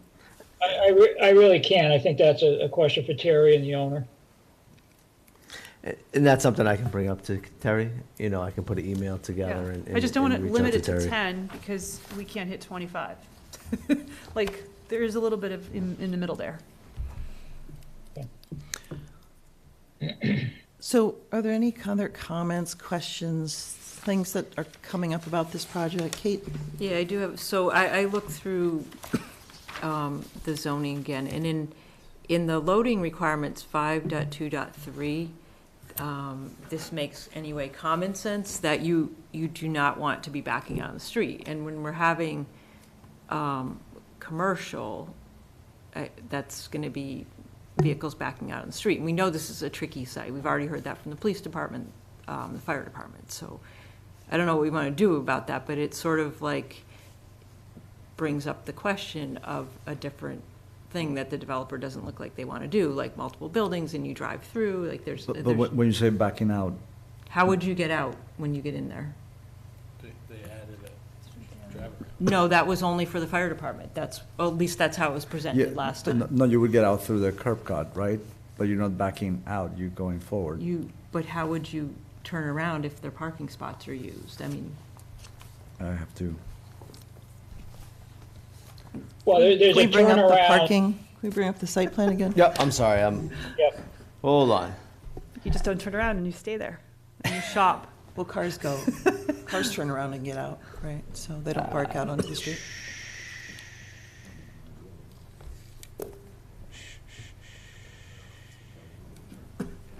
Here's the site plan, here's the site plan, I just brought it up. Right, so you can make a circular turn out of the parking lot without having to back out. So you'll go under the building, so we would just have to ensure that the clearance there is sufficient for a straight truck or, whatever type of delivery truck would be allowed. Yeah, so I think Kate's point is a good one. It's one that has come up in other projects. I don't think that, in other projects, we've limited the size of the truck that can come in. I assume these are the type of businesses, or we can regulate that these are the type of businesses that aren't having a 18-wheel Dunkin' Donuts truck come in every day. Right. So there's some kind of qualifications we can put on that. But it is wanting to know, where does Amazon come? Because they're going to be coming every day. Where does, when these businesses do need to be restocked, or people are moving in and out of the apartments, like how does that work? We have looked at that at other projects, and we want to see how it works here. So, is there? Those are good questions. Yeah. So just how does it work? What's the plan for when Amazon comes? What's the plan for when a moving truck comes? How is all that managed? Well, spaces 1 and 2 at the entry are, they're emergency vehicle parking, so in the event of, fire or fire chief or whatever. So they requested that we provide that as emergency vehicle parking. Did they that would request be a that no lot- one parks there except for emergencies? Well, that it be striped as such, or be noted as such. They didn't say specifically that no one could park there. Okay. So That's the something logistics of that, I'm not quite sure. But to me, that would be a logical location for that Amazon truck or the FedEx truck to pull in. Yeah, and I'm okay with that if the fire and the police department are. If that was their intention, then that's fine with me. And then, so it is wanting to know about a delivery truck, or once that Amazon truck is parked there, where do they turn around to go back out? Because we don't want them going down the fire truck lane and wreck that park. Right, but so if you were in a vehicle and you came in and then you wanted to exit, you would essentially follow that arrow line that you see that goes back under the building and then comes out. So that's a 24-foot lane, which is only going to have one-way traffic. So it's possible, because we do have a back door to the commercial space there. It may be logical that truck come and park underneath the canopy. It would still give space for someone exiting from the garage to get by, and then deliver through the back door. Yeah, so I think these are just things, we're maybe not going to solve it right here at the table, but that need to be thought through. And there is no exterior trash or recycling on this building. That's all interior, handled privately. Is that right? That's correct. So there's a trash room inside of the back of the commercial space, and there's a trash room in the parking level next to the elevators. That'll be picked up twice a week, I believe is what he said. And that will just have to be verified with fire department and the building department and built to department code. I assume is that a trash compactor? Or just a trash? It's just trash rooms. So, they'll have their small vehicles. They'll come twice a week. Manage the trash and recyclables. Yeah, so if that is the case, that would have to be conditioned and obviously built to code with sprinklers and all, whatever else is necessary. Yeah, the building will be fully sprinkled, so that'll certainly be covered. So could you maybe just do like an auto turn of a trash truck to show that it can make that circle? And then we could write in the permit at the end of the day that nothing longer than the trash truck is allowed in there? Yeah, if I understood correctly, yeah, I could show the turning radiuses of vehicles that would be appropriate for the site. Sure. We do have, Peter, we do have the traffic, or the, I'm sorry, the path of the fire truck drawing that our engineer provided. Yeah, but the fire truck is going through, and we assume we don't want all other traffic moving through, just the fire truck when there are emergencies. Yeah, that was shared with me today, and I didn't send it Oh, over to the okay, planning sorry. board yet. It was a 40-foot box truck radius, and that needs to go to the fire department for their review. I think that the 40-foot is a pumper truck, and I don't, you know what, I'm going to hold back words because I don't know my length of trucks. So, but I think that I feel confident to say that it at least is a ambulance truck. Excuse me, an ambulance would be less than a 40-foot truck, so. Can we look at the, what was it 501 that we actually specified the truck length? Or was that Starbucks? Like, can we look at that and see Yes. what that was and see if that's going to work for this applicant, and if so, how they're turning around in that space? And then there was a condition in there that you can't have trucks bigger than that in there. You have to handle, if it can't do it, then, I can, okay. yeah. I don't remember what the dimensions are. Do you remember anything else about that, Kevin? I want to say like the biggest Amazon trucks are like 24 feet or something like that. And Yeah, that's like your mid-size, Starbucks-size delivery truck too. But I don't know for sure. What, did Starbucks have a truck size on it? I think it did. I don't remember. Was, and I think it could We have been. did have a condition of a size. Yeah. so Okay. we could It's a check. specific truck, again. Yeah, if we can- C4, I don't know, you know what I Yeah, mean? Like, it was yeah. kind of one of those, and I think, I don't know, 4 stood for 40, but it was something of that nature. It's usually WB 40 or something, 40 or, I think the next one is 54. So it's WB 40 is what the standard loading trucks are. Yeah. Okay. I have no idea. I'm doing this for a loading dock. I'm driving trucks. Deep, That have you sounds designed fun. a loading dock? Deep My at designing friend's loading, trying to turn on Atlantic Ave. Loading docks. Great. If I haven't- It does. Atlantic Ave. You had me at Atlantic Ave. Okay, so what is the planning board's feeling about, about sending this to design review? What are the, is there a reason we wouldn't do that? Would we do that at applicant's own risk, in a way? Or what are your thoughts about if this is ready to go that way or not? It seems a lot of the questions I have, well, they I are mean, the parking related, telephone but- pole is not yet figured out, right? Parking and fire safety, Peter just got information today that we haven't seen. I want to say there's legal questions that Tricia raised that were really good.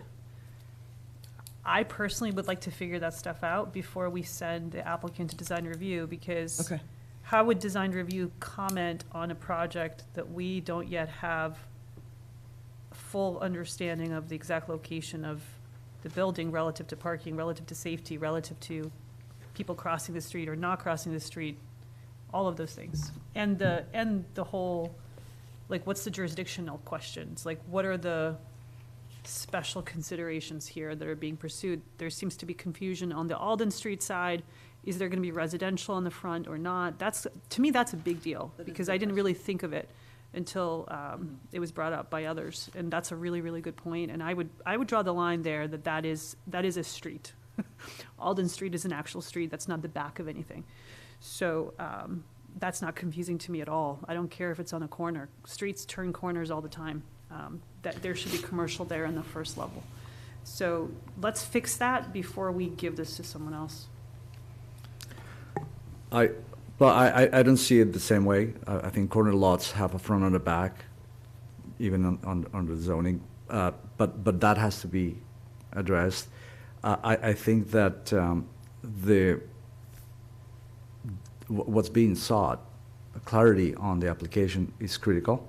So all these questions should be able to be answered relatively quickly. And I think one of to me, one of the primordial or ideal things to achieve here is bearing that infrastructure and keep it on par with downtown. I think that's a big deal. So knowing where that would go, in my view, would be helpful. Relative to the building and the project, I think that could go to the design review. I don't have a problem with start seeing that, but I think that the big picture items, legal or otherwise, would be good to have an answer for. Everyone else kind of along the same line in agreement with that?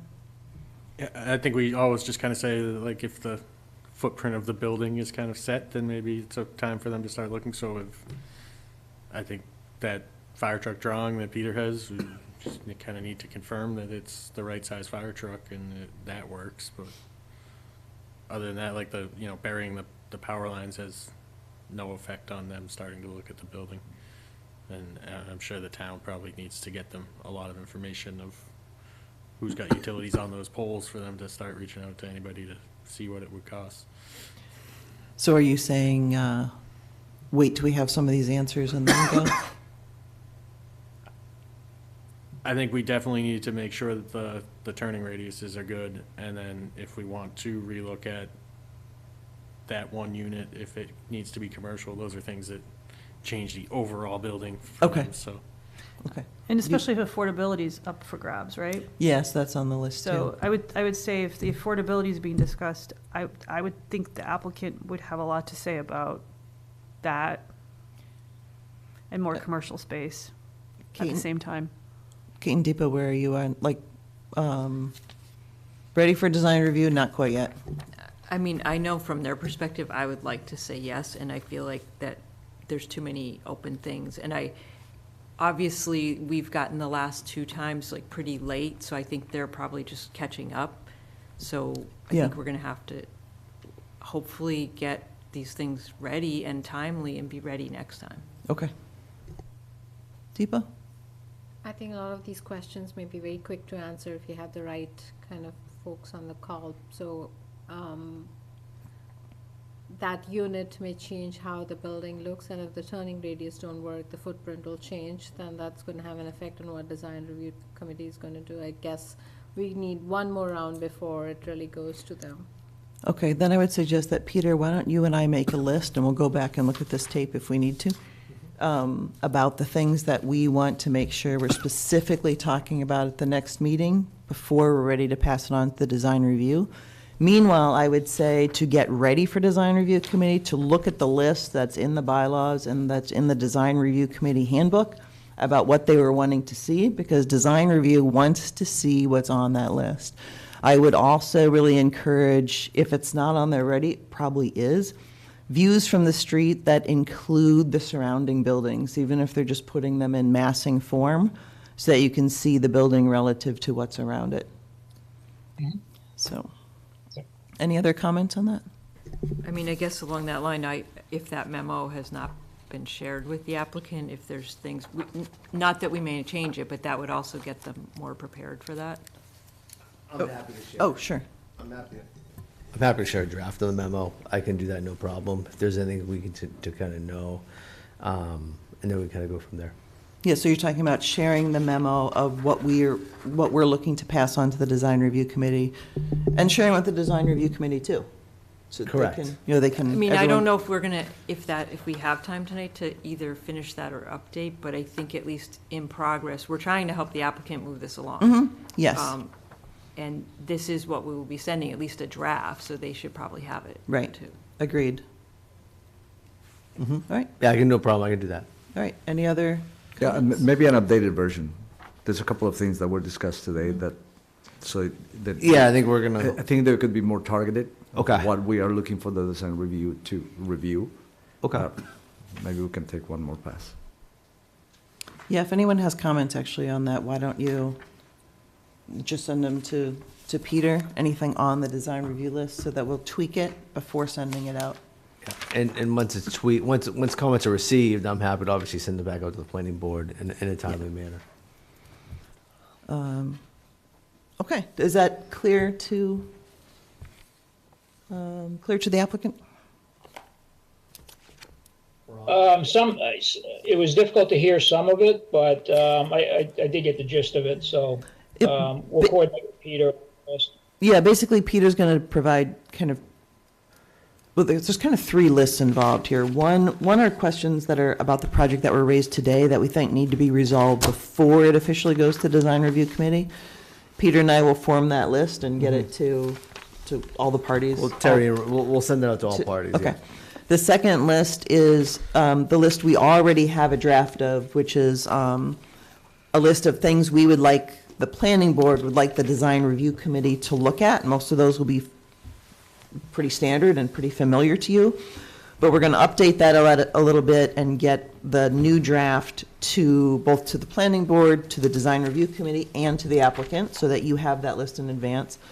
And the third list is just going and looking at the things that the design review committee, it's a list in their standards about what they were looking to see. They like to see a complete application, don't we all, when looking at the design. So that's something that you can get all your ducks in a row and have a better experience with design review. Fair enough. All right, great. Then where are we looking to send this, Peter? May something? Yes, I'm sorry. I just gotta grab my phone. The next planning board meeting is going to be on May 11th. So, Ron, are you looking at May 11th? Do you think that would work to? I think so. I think so. I mean, I'll note that with Terry, and but I think he'll be good with that as well. Yeah, we do think that most of the questions we have aren't necessarily design-related questions. They're big picture-related questions. So we'll get that list to you as soon as possible. And so if that date isn't working, that you can know that as soon as you can. Very good. All right. All right. Thank you for your input. Thank you, Ron. Do you need to ask for a continuance or? Ron, do you concur that we continue this to May 11th? Yes. All right, someone want to make that motion? I make a motion that we continue the 9 to 49 Homer Street special permit hearing to the next planning board meeting on May 11th. I'll second that. All right, and a roll call vote. Deepa Ankita. Anna Tesmanitsky, aye. Marcelo Arjona, aye. Catherine Jersey, aye. And Tricia Kendall, aye. So that is continued to May 11th. Just on an administration point that I did work with Terry Morris, and we did continue the site, our window for site plan review out to the second meeting in June. And so that was taken care of today, but obviously the public hearing will be continued to May 11th. And that's just going back to that situation we got in with Starbucks. I wanted to make sure I kicked that out. I think I brought it up to note at the last meeting on the 13th. And so that was administratively taken care of today, and it was filed with the town clerk.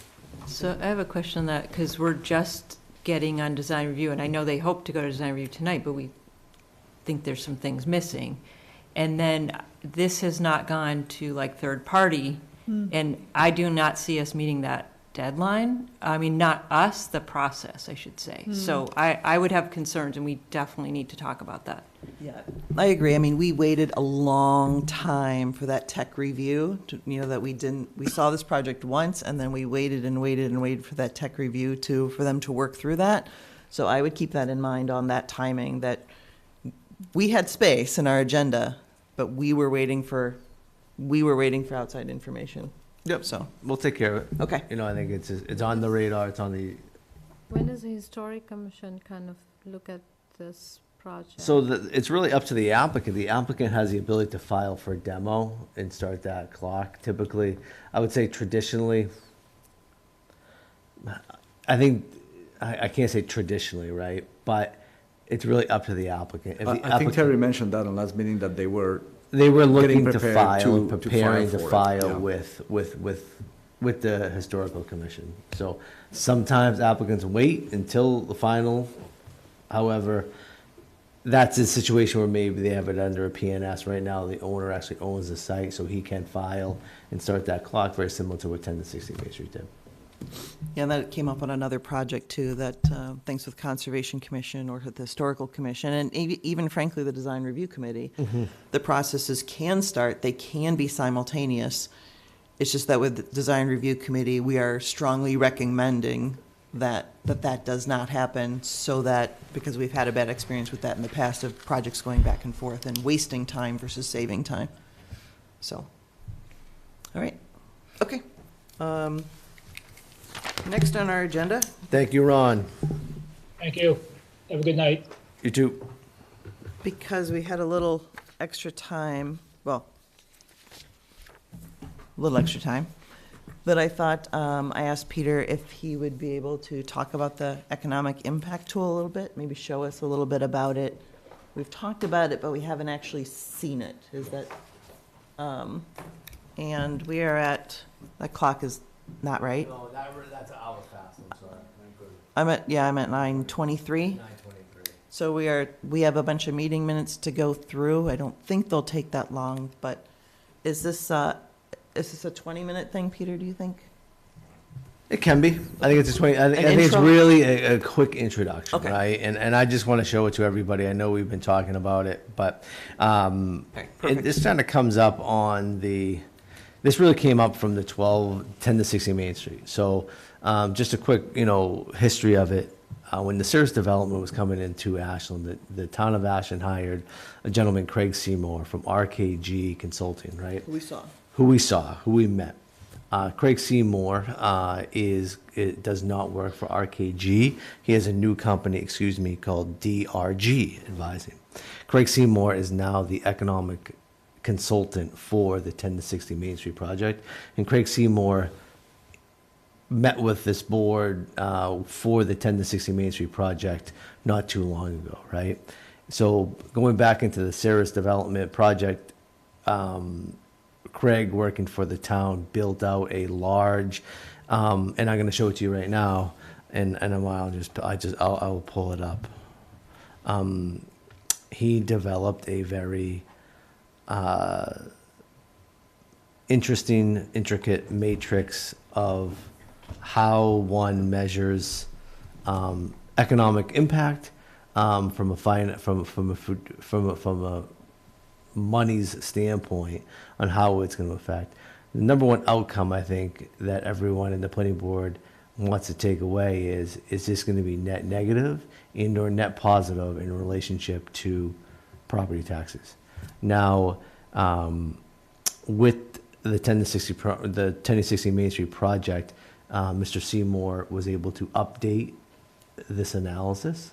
And also in working within the planning office, our previous assistant planner, Emma Snelling, she also working with myself, we started to put together a very simplified a very simplified Excel list on how do you get to these numbers.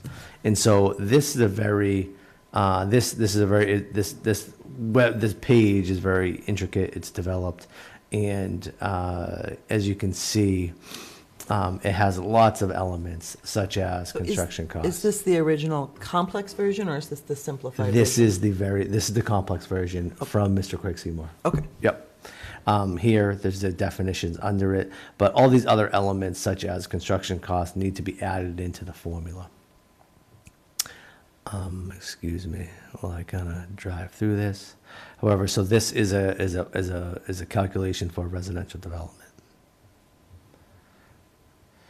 The next tab here is the calculation for commercial development and what needs to be looked at and or analyzed in that impact analysis. Other inputs, and this is obviously it says user required inputs. This is kind of information that has to be worked on concerning, I think, the specific project. Here you have your non-residential components. And then, excuse me, on the second half below is more of your residential components. Here, this specifically was looking at 10 to 60 Main Street. You have 200 apartments. This has not been updated since the project has dropped to 188 units.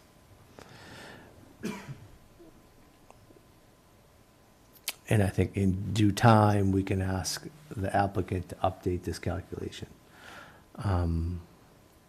This sheet kind of gets into a little bit more of a complicated matrix. And please note, you know, I did not create this, and I am more of a general land use planner than a economic development planner, so some of this stuff is fairly complicated matters. But obviously you can see your construction costs, your labor costs, your construction materials costs. These are all multiplied out and also calculated with inflation. What is the student count over there? The student count is in relation to the residential costs. So this is the inputs on the assumptions of the construction. The student factors and the costs are really building in how many units, what are the proposed children living in those units, and to kind of go from there, and then to build out, okay, if we're gonna have 200 units, excuse me. So in a memorandum, I can read from, in this project, with going back just round numbers, because this hasn't been updated for 200 units, it was estimated that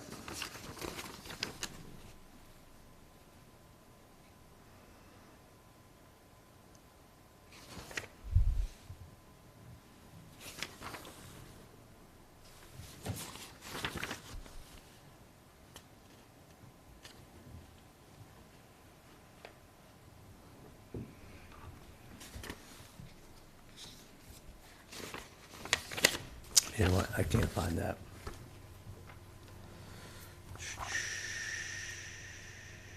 So before I just, I mean, yeah, just so I'm not going all over the place, I'm sorry. So this is a number of students, you can kind of multiply out the total number. It's gonna make more sense a little bit further down. So this is obviously a page built out with modeling, a lot of data, a lot of factors. This is your calculation here. This element comes in and brings into town expenditures, police, fire, public works, health. This is all information taken from the town budget. Here, the last year that Craig, obviously, that the consultant had was FY16. Obviously, this changed a little bit. And then you kind of come up with these totals. This is manufacturing data. This comes from the Bureau of Labor Statistics, 5-digit NICS codes, which are all very census labor-driven statistics that are produced by the federal government. And I believe the 5-digit NICS codes, this is the 2-digit NICS codes. NICS codes are all driven data analysis at your county level, if I recall my graduate statistics class correctly. Additionally, this kind of brings in census income levels, and this is all put together. And just to jump back to the first page, in a memorandum, obviously from the consultant for 10 to 60 Main Street, he's factoring a net, within a memorandum they submitted within the original application, right, which ties back to these calculations. They are predicting, and obviously it's changed because of the unit count, but they're predicting a new tax revenue of $977,000 of property taxes. Now, with that and with this information coming through in the costs regarding municipal services, school children that are living there, with that project as proposed, and this is just a memorandum from September, is that this project was going to have a net positive by $605,000. And that's our new annual growth for the town of Ashland. That is all data driven from this this Excel sheet with all this data. So Now- like, the 10 to 60 aside, right, that's 2015, 2016 data. Can we get, like, it's complicated, but it's not super complicated. I think I looked at it before. Like, can we get, there's two things that I would love to get a usable tool, or we find out this isn't usable, we go to the simplified method. I think we need something objective. Every project, we produce this, whether we like the outcome or not, at least it's produced. I think that's good for the public, it's good for us. But if we update this, the inputs, and then we have some projects like between 2016 and now that have, like, we could run what the data is and say, did this work? Did they really only have 10 students, but it really was 20, right? Because the students, I mean, I'm not against public education. I think I want good public education, but that is one of the largest expenses. It's 60% of our town budget. So I think there's a couple projects we could pile and say, was this even accurate? And then use it, or go to a simplified method because we don't want to. I would feel like this actually wasn't paid for by the town. It was a mitigation over Cirrus Apartments. I just remember because I was sitting out there in those conversations. So that we thought enough to get this as a mitigation means I think we should try to use it. But if we can't, then we should come up with something. Can I get a clarification? Do we own this tool now? Yes. Okay. Yeah, this is our tool. It belongs to the It town. belongs to us. Okay. It's a tool that belongs to us, And yes. is it sounds like the complex version is complex, which is why a simpler version exists, but the complex version is extremely data-driven, and that's what we paid for. Like, do we have the resources? Who would do this? Would this be the applicant filling it out, and we would, like, QR it? Would it be our staff? Like, how would we use this? Do you know what I mean? In a way that's reliable? Do we, like, I don't know what the answer is, and so I almost want to figure out that answer objectively before we come up with a plan to use it. Because what does this mean? Like, for 949 Homer Ave, there's 29 apartments. I would think that would be pretty simple to open this up and plug it in and figure this out. But there's a lot of data in there that, like, I have no clue what the average Yeah, it has to be number of updated, right? kids. So, But is that part, because I like where Anna's going with, on this. Is this something that, like, the third-party reviewer, I don't know if they do this, that they would be able to do that for us and keep all the data up to date, or some other third-party reviewer? If we're gonna have a third-party review for all the technical issues, shouldn't we have that one for this? So I say, our third-party review right now, right, is strictly stormwater, civil. No, I get it, radiuses like that. What we would have to go, what the answer is, the quick answer, is we would have to go out and we would have to secure, economic development. In my eyes, it's a planning economic development consultant. And there's firms out there very similar to what this is. And we would have to open up a 53G account I call them 53G accounts, but it's very similar to how we pay our third-party consultant for civil, right? Is that they come in, that we have this, we say, okay, here's a project, and we have this tool, we want to know what the economic impacts are. And then But that the- comes sorry. out, I was just going to say that money for the third-party engineer comes out of the applicant, right? They pay 100%. for That comes so- out, that comes out of do the that. applicant. But mean, for example, let's do on the case that produced this, yay. on the case that produced this, which is that project, what is the genesis of them having hired this person to do it? Did they do it just to build up their case? Or was it requested? Because we're not requesting it from everybody, right? I think the Not yet. statute, I mean, the bylaw allows us, I believe, the bylaw has some mention of economic impact. So we have jurisdiction as a planning board to consider it on Yeah, projects. and there's projects, right? So it's difficult. So in the case of smaller projects, it would be a really expedited version that a staff member could do. That's one way to do it. But it would be tough to have a standard, because we could have either believe what the applicant is saying, that's one way, or have a peer review from somebody to say, yeah, what they submitted checks out or not, or have a completely independent party doing it and submitting a report on at least certain type of projects per size. There's a gamut of options. Yeah, there is totally a gamut of options. I think the other thing is you got to say, I think to start on this process, to start to develop this process, right? And I think we can do it. We can continue to mold our regulations and to update them, right?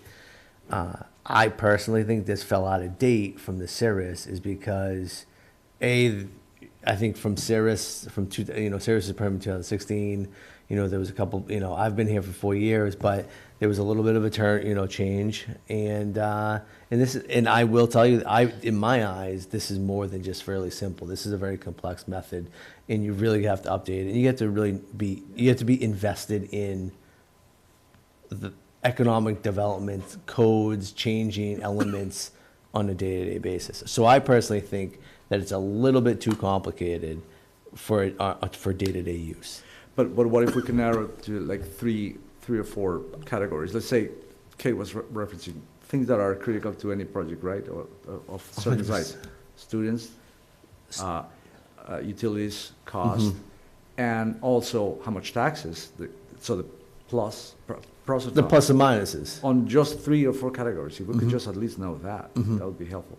So I was just going to say, it seems like for some of the scale of the projects we have been looking at this year, plus 10 to 60 million, which we're currently looking at, it seems like the complex version may be very appropriate for those projects. Now, this one, 29 units, I know technically it's not a big building relative to the other ones we've been dealing with, right? So maybe it's on the line whether the simplified version would be good or this one. I'm not sure. But it seems to me to have, I think the general feel around the table is, I don't want to check this thing, nor am I capable of doing so. So who does have that expertise, like our third-party engineer reviewers? Someone has that expertise and seems like Peter, it should be a part of our. you know what? In my eyes, there's economic development. There's consultants that we're just going to have to go out and try to partner with, right? And build. Have you done any work with the Metro West Economic Research Center at Framingham State? They have analysts available for this kind of thing that work with town planners. Because it's a state resource, I wonder if we should explore that. It's called the Metro West Economic Research Center, and they use. I have not, but I've heard of them. They've been around since the 90s, and they focus on data analytics of economic conditions in Metro West. They provide information and commentary on economic issues of vital interest in the region.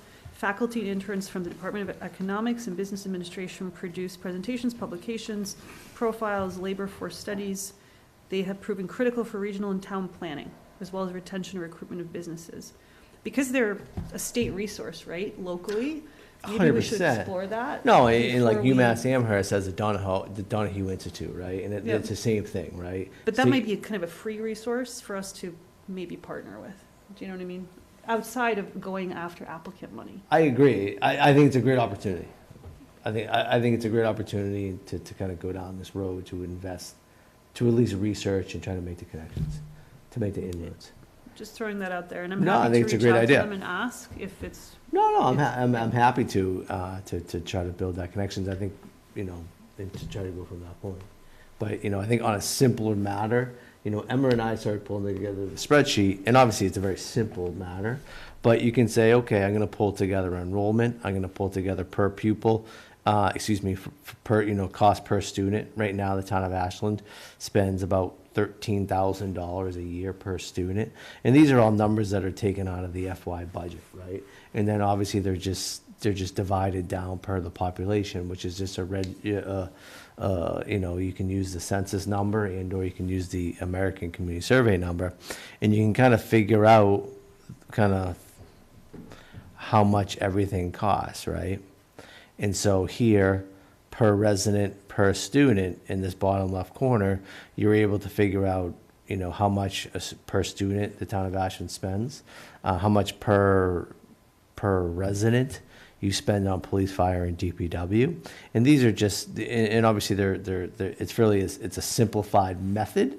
However, it kind of gets a little bit further into it. Now, when you start applying this to each project, you can start to kind of go down the road. Now, when you plug in 100 Chestnut Street, which is a project we're all very familiar with, we have 174 units. They anticipate the number of residents, and we anticipate the school children, right? And so here we factor out, using the numbers that we kind of have, that we're going to have a impact of $450,000. Now, the question is, doing a case study, and here's a kind of a interesting thing, is that we've asked Craig Seymour to plug in 501. We to verify his numbers, and plugging the 501 into the 100 Chestnut Street into his overall formula. For 100 Chestnut Street, we have a net new property tax of $788,000, right? The municipal services that they predicted within Craig Seymour's formula was $407,000, right? Using our simplified version, we're a little bit heavier. We're at $454,000. However, we're in this ballpark. No, yeah, for government work, we're doing pretty good, right? But obviously, so we can at least at that end, in the simplified version, I feel kind of confident that we're at least predicting what the cost is going to be. In the range. In the range. To estimate the value, the simplified version doesn't have that tool yet. But I think it's a process, right? And it's a process that's that we can continue to kind of move forward on. So Peter, if you get it to that level of accuracy, which is pretty good, if it's consistent, you have to test it over several different type of projects. And if the data that you base this on, sensors or otherwise, is kept up to date, maybe this is something that staff could run. And I wonder, I don't understand really how it is, so forgive me for that, but Beth Reynolds, she's always looking into the economic development. Could she be, or her side be, the person that could help us create a system for this?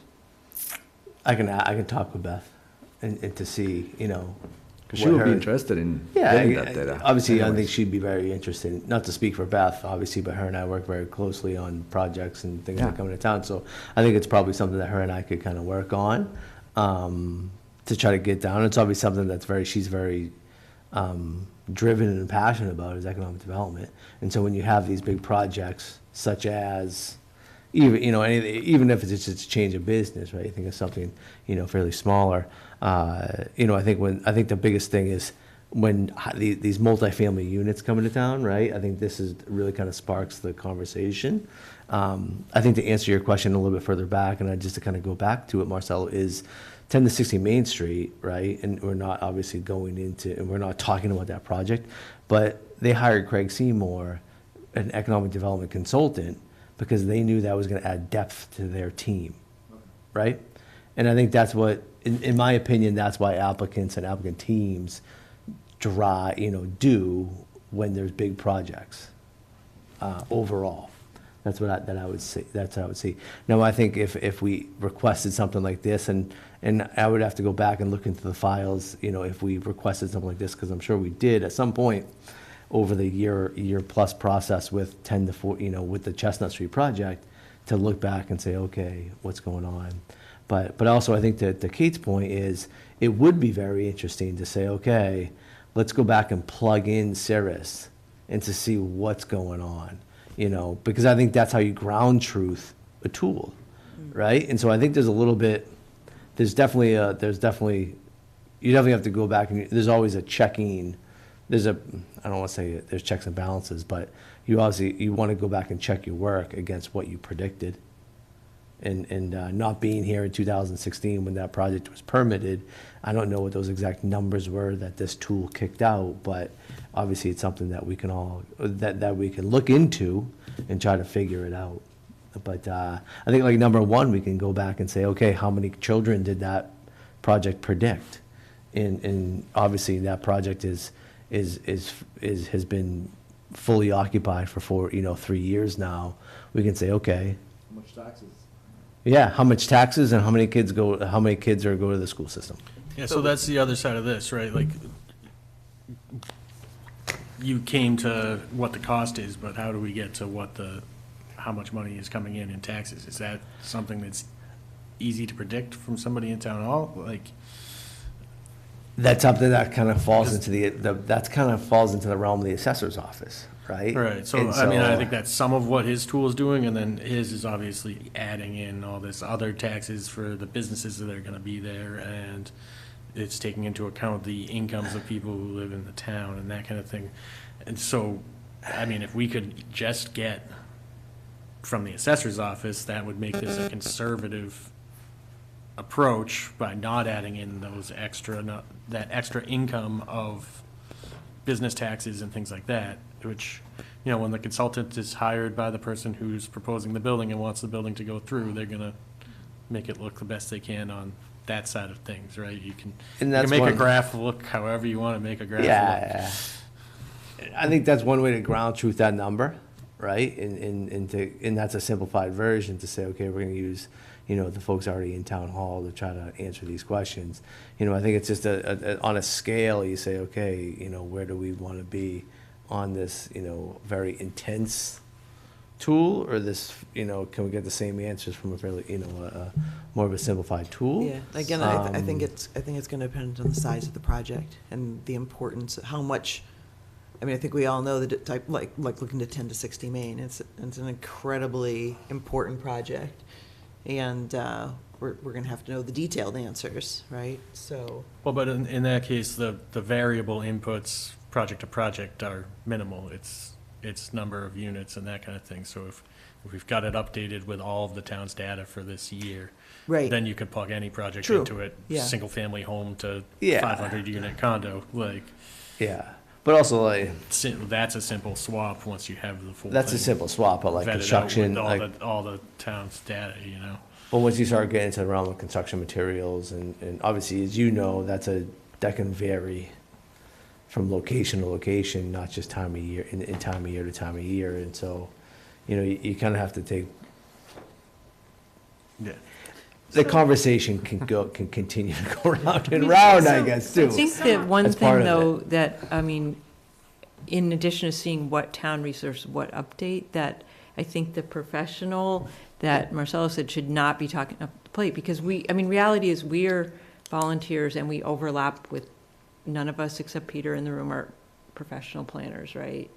All of us, what we do for a living overlaps some point, but that's not our specialty, right? And we're presented data by people that do this for a living. And I feel like having that, and we often pick apart things of our independent people and make it better too. So I'm not saying that's off the plate, but I think we absolutely have to keep that on the plate to at least investigate that.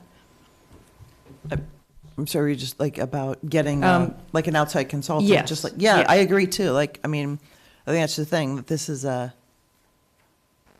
in the same way, doing a third-party review, yeah, we look at some of those things, but we can't tell when this invert is a few degrees off, right? I don't know, right? So we trust them for that level of expertise, and this thing is the same. Well, okay, maybe Kevin, but we would be able to say that. But for the financial stuff too, we need someone with that level of detail and expertise to fill in, not only to fill in the gaps between us, but really kind of, offer that level of expertise. So what would be our next step? Would we put out an RFP for experts, for third-party economic development experts, and figure out, how would we go about this? Would we, for traffic, we have an expert. For this, would we find an expert, hand them this tool and say, give us a quote of what it would cost you to run this regularly for us? Would this be like a fixed fee arrangement, like per year they pay X amount and we split it among applicants, or how does that work? And where's the money come from? Like, do we have to go to the select board to request money? I don't know yet. I mean, think my- it's something, obviously, Yeah. I'm not, to tell you Yeah. the truth, I'm not gonna sit here, I don't wanna sit here and just come up with Yeah, an yeah, answer and I just don't mean give to you an look at answer. Peter for the answer. No.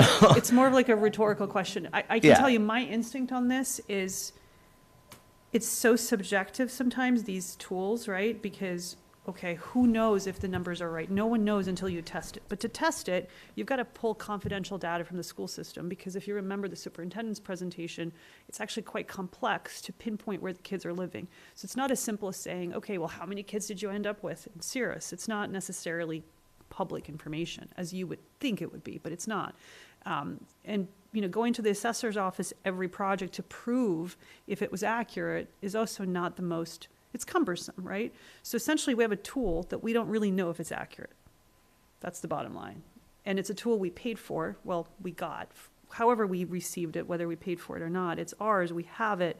But I'm kind of like, I want to use it, but I'm also not feeling like it's accurate. Like, I'm not feeling that there's certainty that this is an actual accurate tool. It almost seems like a marketing tool for developers. So my instinct is to find a completely third party that is on the outside of any project who can advise us and tell us, is this accurate or not? What is the standard in the industry? And how do we do this as a planning board? I assume it's just like we have a third-party engineering firm, we have a traffic person, we have a sewer person that the town goes to for these type of things. So it's just finding, understanding how did we end up with these people to be our consultants, third party, and then how do we find one in a new category? So I think I'll just leave that, because I want to go on and get these meeting minutes taken care of. Leave that in Peter's court for now. We gave him lots between Beth Reynolds and the Framingham place, and just understanding in the past how we got these third-party consultants to figure out, how do we get one for this stuff, to help us with this stuff? I think at the end of the day, I think the question's broad, right? And I think it's great. I think we're at the tip of the iceberg on this one, right? And I think we can kind of continue on this path, of getting a consultant, getting a consultant on board. Is a consultant on board? Is it can a simplified method be kind of done in-house? Because I can tell you, I feel confident in doing the simplified version. I think that's fairly easy, right? That's kind of, but obviously when we get to this next level, right? But I think also it's, on these big projects, it's like, it's ground truthing their data to make sure it's what it actually is, and so I think it's a little bit of both. I think, let me see if we can kind of continue to have conversations, kind of to see who can do this and to kind of go from there. And I think Anna's idea to reach out to the Framingham State Group is a great opportunity. I've met a couple folks over in that area, and so I can kind of reach out and see if we can get some ideas. Yeah, so for today, we pulled out the economic impact tool, obviously, into a regular category, because we wanted to have this presentation and discussion. So we'll put it right back in where it was before, so that it's a regular item that we make sure we figure out, that we don't lose track of. All right, cool. All right, moving on. Now we just have various reports, comprehensive plan. Do you have anything you want to do today? Um, What I Do you have your big group picked out? What I recall is, so I would say we received 3 RFPs for the consultant, and the project management group is in the process of reviewing those to see where we are and what we would present to the joint meeting of the select board and planning board as far as that.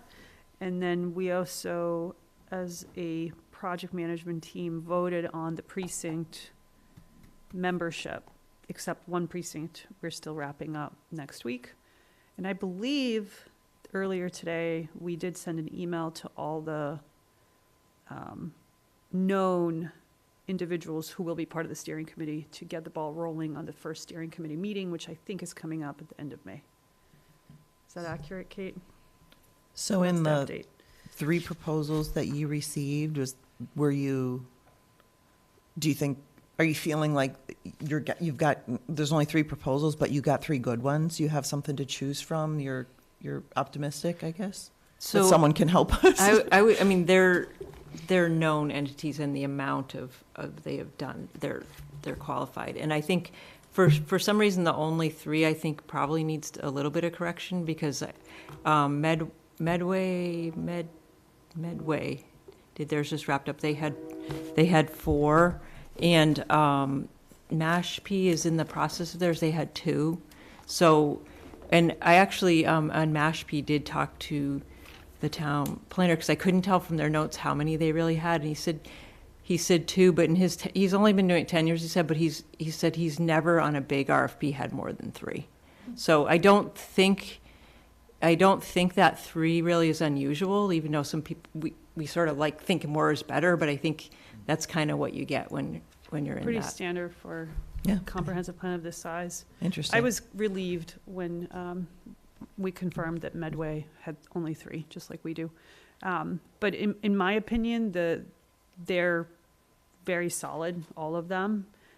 We have not, as a project management team, yet met to discuss them, so I don't know how much we can share today, but I will say my personal view is that I was excited to read such substance as far as responsiveness that seemed personalized to Ashland. I was worried that we would get things that are like very general, like cut and paste, like whatever kind of things, but they seem to be very like detailed oriented to what we are asking for, and they cared. At least that's the feeling I had. So, All right. we'll see what happens. Cool. I think we're supposed to present like our recommendations at the joint meeting at some point.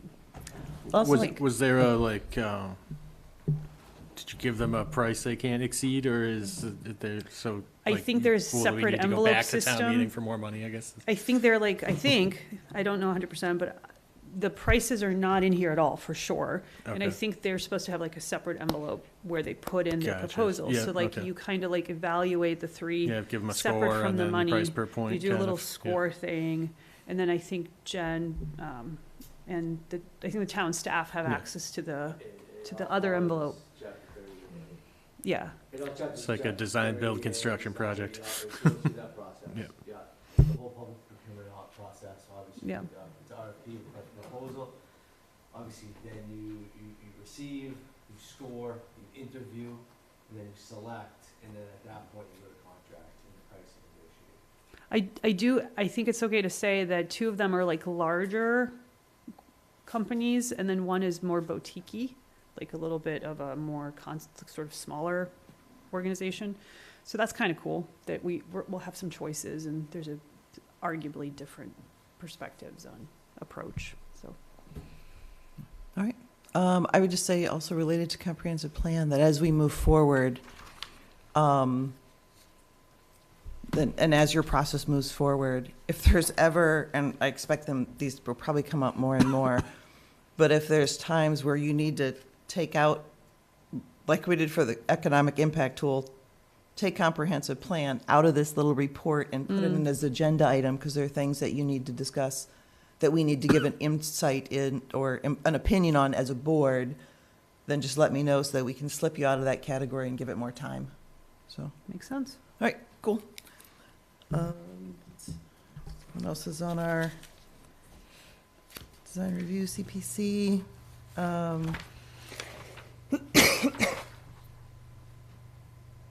Yeah, I think we did meet for CPC, but I don't think it was anything really related to the planning board at this time. So I'll report on that later when we figure things out. And I am going to add, yeah, it actually is on the agenda as number B, letter B, to have the comprehensive plan committee, community preservation committee, do the same thing as we did with trails and other organizations, just to come in and talk to us about that so we can really understand the organization better. Okay, so we have a kind of a, before we do the meeting minutes, does anyone have any general announcements or anything? When we were talking about the impact tool, I was wondering if maybe FinCom eventually winds up on our list of experts to come talk to us. Yeah, those mysterious people, right? I don't know if they're allowed to come out and meet with us. Secret underground organization. But, I mean, that spreadsheet had a ton of inputs of town costs and things like that that I'm sure they know a lot about. Yeah, no, it might be interesting. I mean, I think that's one of the great things about about having a little bit more open schedule and being more in control of our time. I'm trying, is to be able to talk to different groups. I'm finding those really useful information. So, okay, so the meeting minutes, 2 of them are regular meeting minutes. If we just take them in the order, probably easiest. Actually, a few of you can't vote on the first one because this is when you were brought onto the board. So what we're trying to do is there's just some meeting minutes from all these little things that have been happening that we're trying to take care of. Kate brought it to our attention that there's these gaps, little things that have just gotten missed over time. And this is one of them. This is obviously over a year ago. Brandy originally wrote all these meeting minutes from the tape. I edited them, as you know I like to do.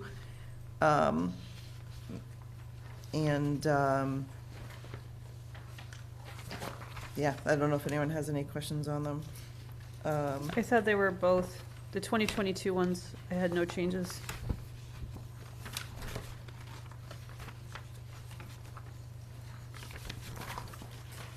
Okay. I can make a motion. Do we need to do this one at a time? Why don't we just as we go along? Okay, so I'll make a motion to approve the January 4th, 2022 minutes as they are. And I'll second that. So that's Deepa, me and Anna. Anna Tesmanitsky, aye. And Tricia Kendall, aye. So that's that one. And then I'll make a motion to approve the October 26th, 2022 minutes as they are. Does anyone, okay, anyone have any questions about those? I was gonna, Nope, we're good. okay. So it's been seconded. Deep, I think you go for Anna Tesmanitsky, aye. Catherine Jersey, aye. And Tricia Kendall, aye. So I just want to make sure we leave room for comments for all of these in Oh, case someone sorry, did. yeah. Like, those yellow highlights I meant on that one. Just, those were mine. Those were the changes. Yeah. You had gotten a copy, and those yellow changes were Yep. mine. Makes sense. Okay. January 18th was, this was the 5-minute phone call meeting, where we had, yeah, so we didn't have meeting minutes for that. That's right, yeah, I was on the ski slope, standing outside. The only thing that confused me is the time on top, because I think we met at 6, not 7:15. Oh, yep. Yep. So you'll make that change? Yeah. and- Other than that, I had no changes. Anyone else? Okay. I'll make a motion to approve the January 18th, 2023 minutes with the time change to 6. And I'll second. Anna Tesmanitsky, aye. I wasn't on that one. Oh, yes, Marcelo Barahona, aye. Yeah, I did. Kevin? Kevin McLean, aye. And Tricia, I think you're last. Oh, and Tricia Kendall, aye. So that is good. February 9th, so now we have February 9th and February 23rd meeting minutes. So, yeah, so I went through these. I think I already kind of pre-edited for anything that I saw. So I'm good with both of these documents, but I'm good as depending well. what you I guys read think. it, I'm good. Everybody's nodding. I'll make a motion to pass the February 9th, 2023 minutes as they are. That's second. And roll call.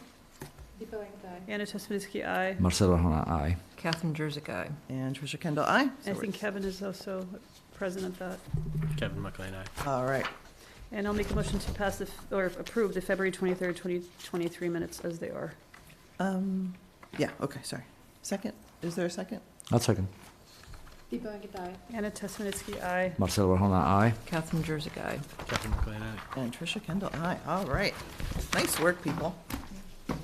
Did get the draft for next meeting, And so I'm gonna post that just so we have the compliance and All right, great. so that happened today. So it's just so we take care of that. Yeah, perfect. And then we're gonna have a few more bits and pieces to catch up on. But this was kind of the low-hanging fruit for right now. Any other comments? Good. The May 11th one is a joint meeting.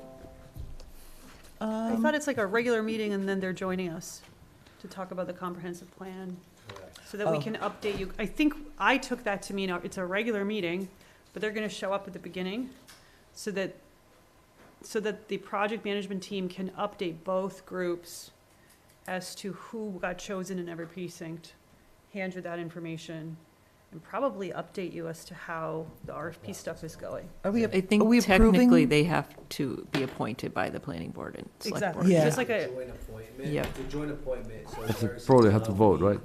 How we went to the planning board, select board a couple times, they are coming to us this time. Will we be it's a regular getting, meeting. It's a regular meeting of the planning Yeah. board where we just Yeah. have the select board as a guest. right, are you, are we gonna, do you know if we'll get any information in advance about that, or resumes, or, just asking, I'm not, That's a really great point. So we have a meeting next Tuesday to vote on the final precinct. And I'm hoping our agenda allows for that point to be made, and I'm sure we'll present some kind of memo, okay. probably. Peter is on the project management team as well, and I'm sure we can create a memo without even talking about it. Like, I don't know if we need an agenda item to give the resumes. Do you know what I mean? We'll figure that out. Yeah, I think that's just, I lost you, I'm sorry. Oh, no, Okay, Tricia no, was go ahead. asking, can we, for the joint meeting, will we give a memo? Will the project management team create like all the resumes of the top candidates that got chosen? A packet. Exactly. yeah, I Yeah. just didn't know Yeah, if I we, think Yeah. we can do that. are we kind of voting sight unseen on these names, or? Well, we- so just a little wrinkle about that process, if they're representing a board, there was no, they were sent to us. There's True. no Correct. documentation Yeah. except So a there's gonna be name. there's gonna be 6 folks, 6 members at large from the 6 precincts, which will be accepted and voted on by the planning. I was just wondering, like, when we vote on anything else, we get information ideally, Yeah. right? So I didn't know if we would be getting at least names or any information. I think that's a great idea. So, Or even if they were from a board, it was like these 3 people from this board wanted to be on it, and we picked this one, unless you Yeah, only I had think one we're well person from past each that. board, but- Yeah, In the board's case, it was kind of like the boards figured it out, like who had to serve. Okay. Yeah. They said, they kind of figured They out. said, no, you do it. exactly, yeah. So it sounds like that's going to be a packed agenda on May 11th. There'll be a bigger agenda, but we don't have a different committee coming on that night, so. We don't have 10, 50, I mean, We have from- 10 to 50 meeting, but we're Homework. not gonna be, there's no it will be- other guest. There's no other guest, that's what And, I'm trying to and say. I, I think if everything goes well with what we asked for Homer Street, it should go it should be pretty much as a presentation of the answers Yeah. Yeah. and move on, right? Okay, so, just make sure we're not putting anything else that comes up between now and then, try to put it the second meeting in May. Yeah. Okay, In the second meeting in May, we'll have a definitive subdivision on, I mentioned that, I believe, at the last meeting. A definitive subdivision was filed for the land area near the public safety building, which is owned by 58 Exchange and Fabric Company. And that is a follow-up to the zoning freeze preliminary subdivision that was approved back in November. So that is something that we're gonna hear that's already has been sent out to third-party review. all And we right. now know I'm- the trail runs through there. Yeah, please don't leave before you sign the law release. I'm gonna- And what's gonna happen to this thing? We're gonna keep It's that. gonna live in my Okay. office. Good, because I'm trying to adjourn at 10:10. Okay. Tricia, great job. Let's do it. Okay, motion to adjourn at 10:10 PM. Is there a second? Second, Roll call vote? Anna Tesmanitsky, aye. Marcelo Hana, aye. Catherine Jersey, aye. Kevin McLean, aye. And Tricia Kendall, aye. But you still have to sign. 2 sheets.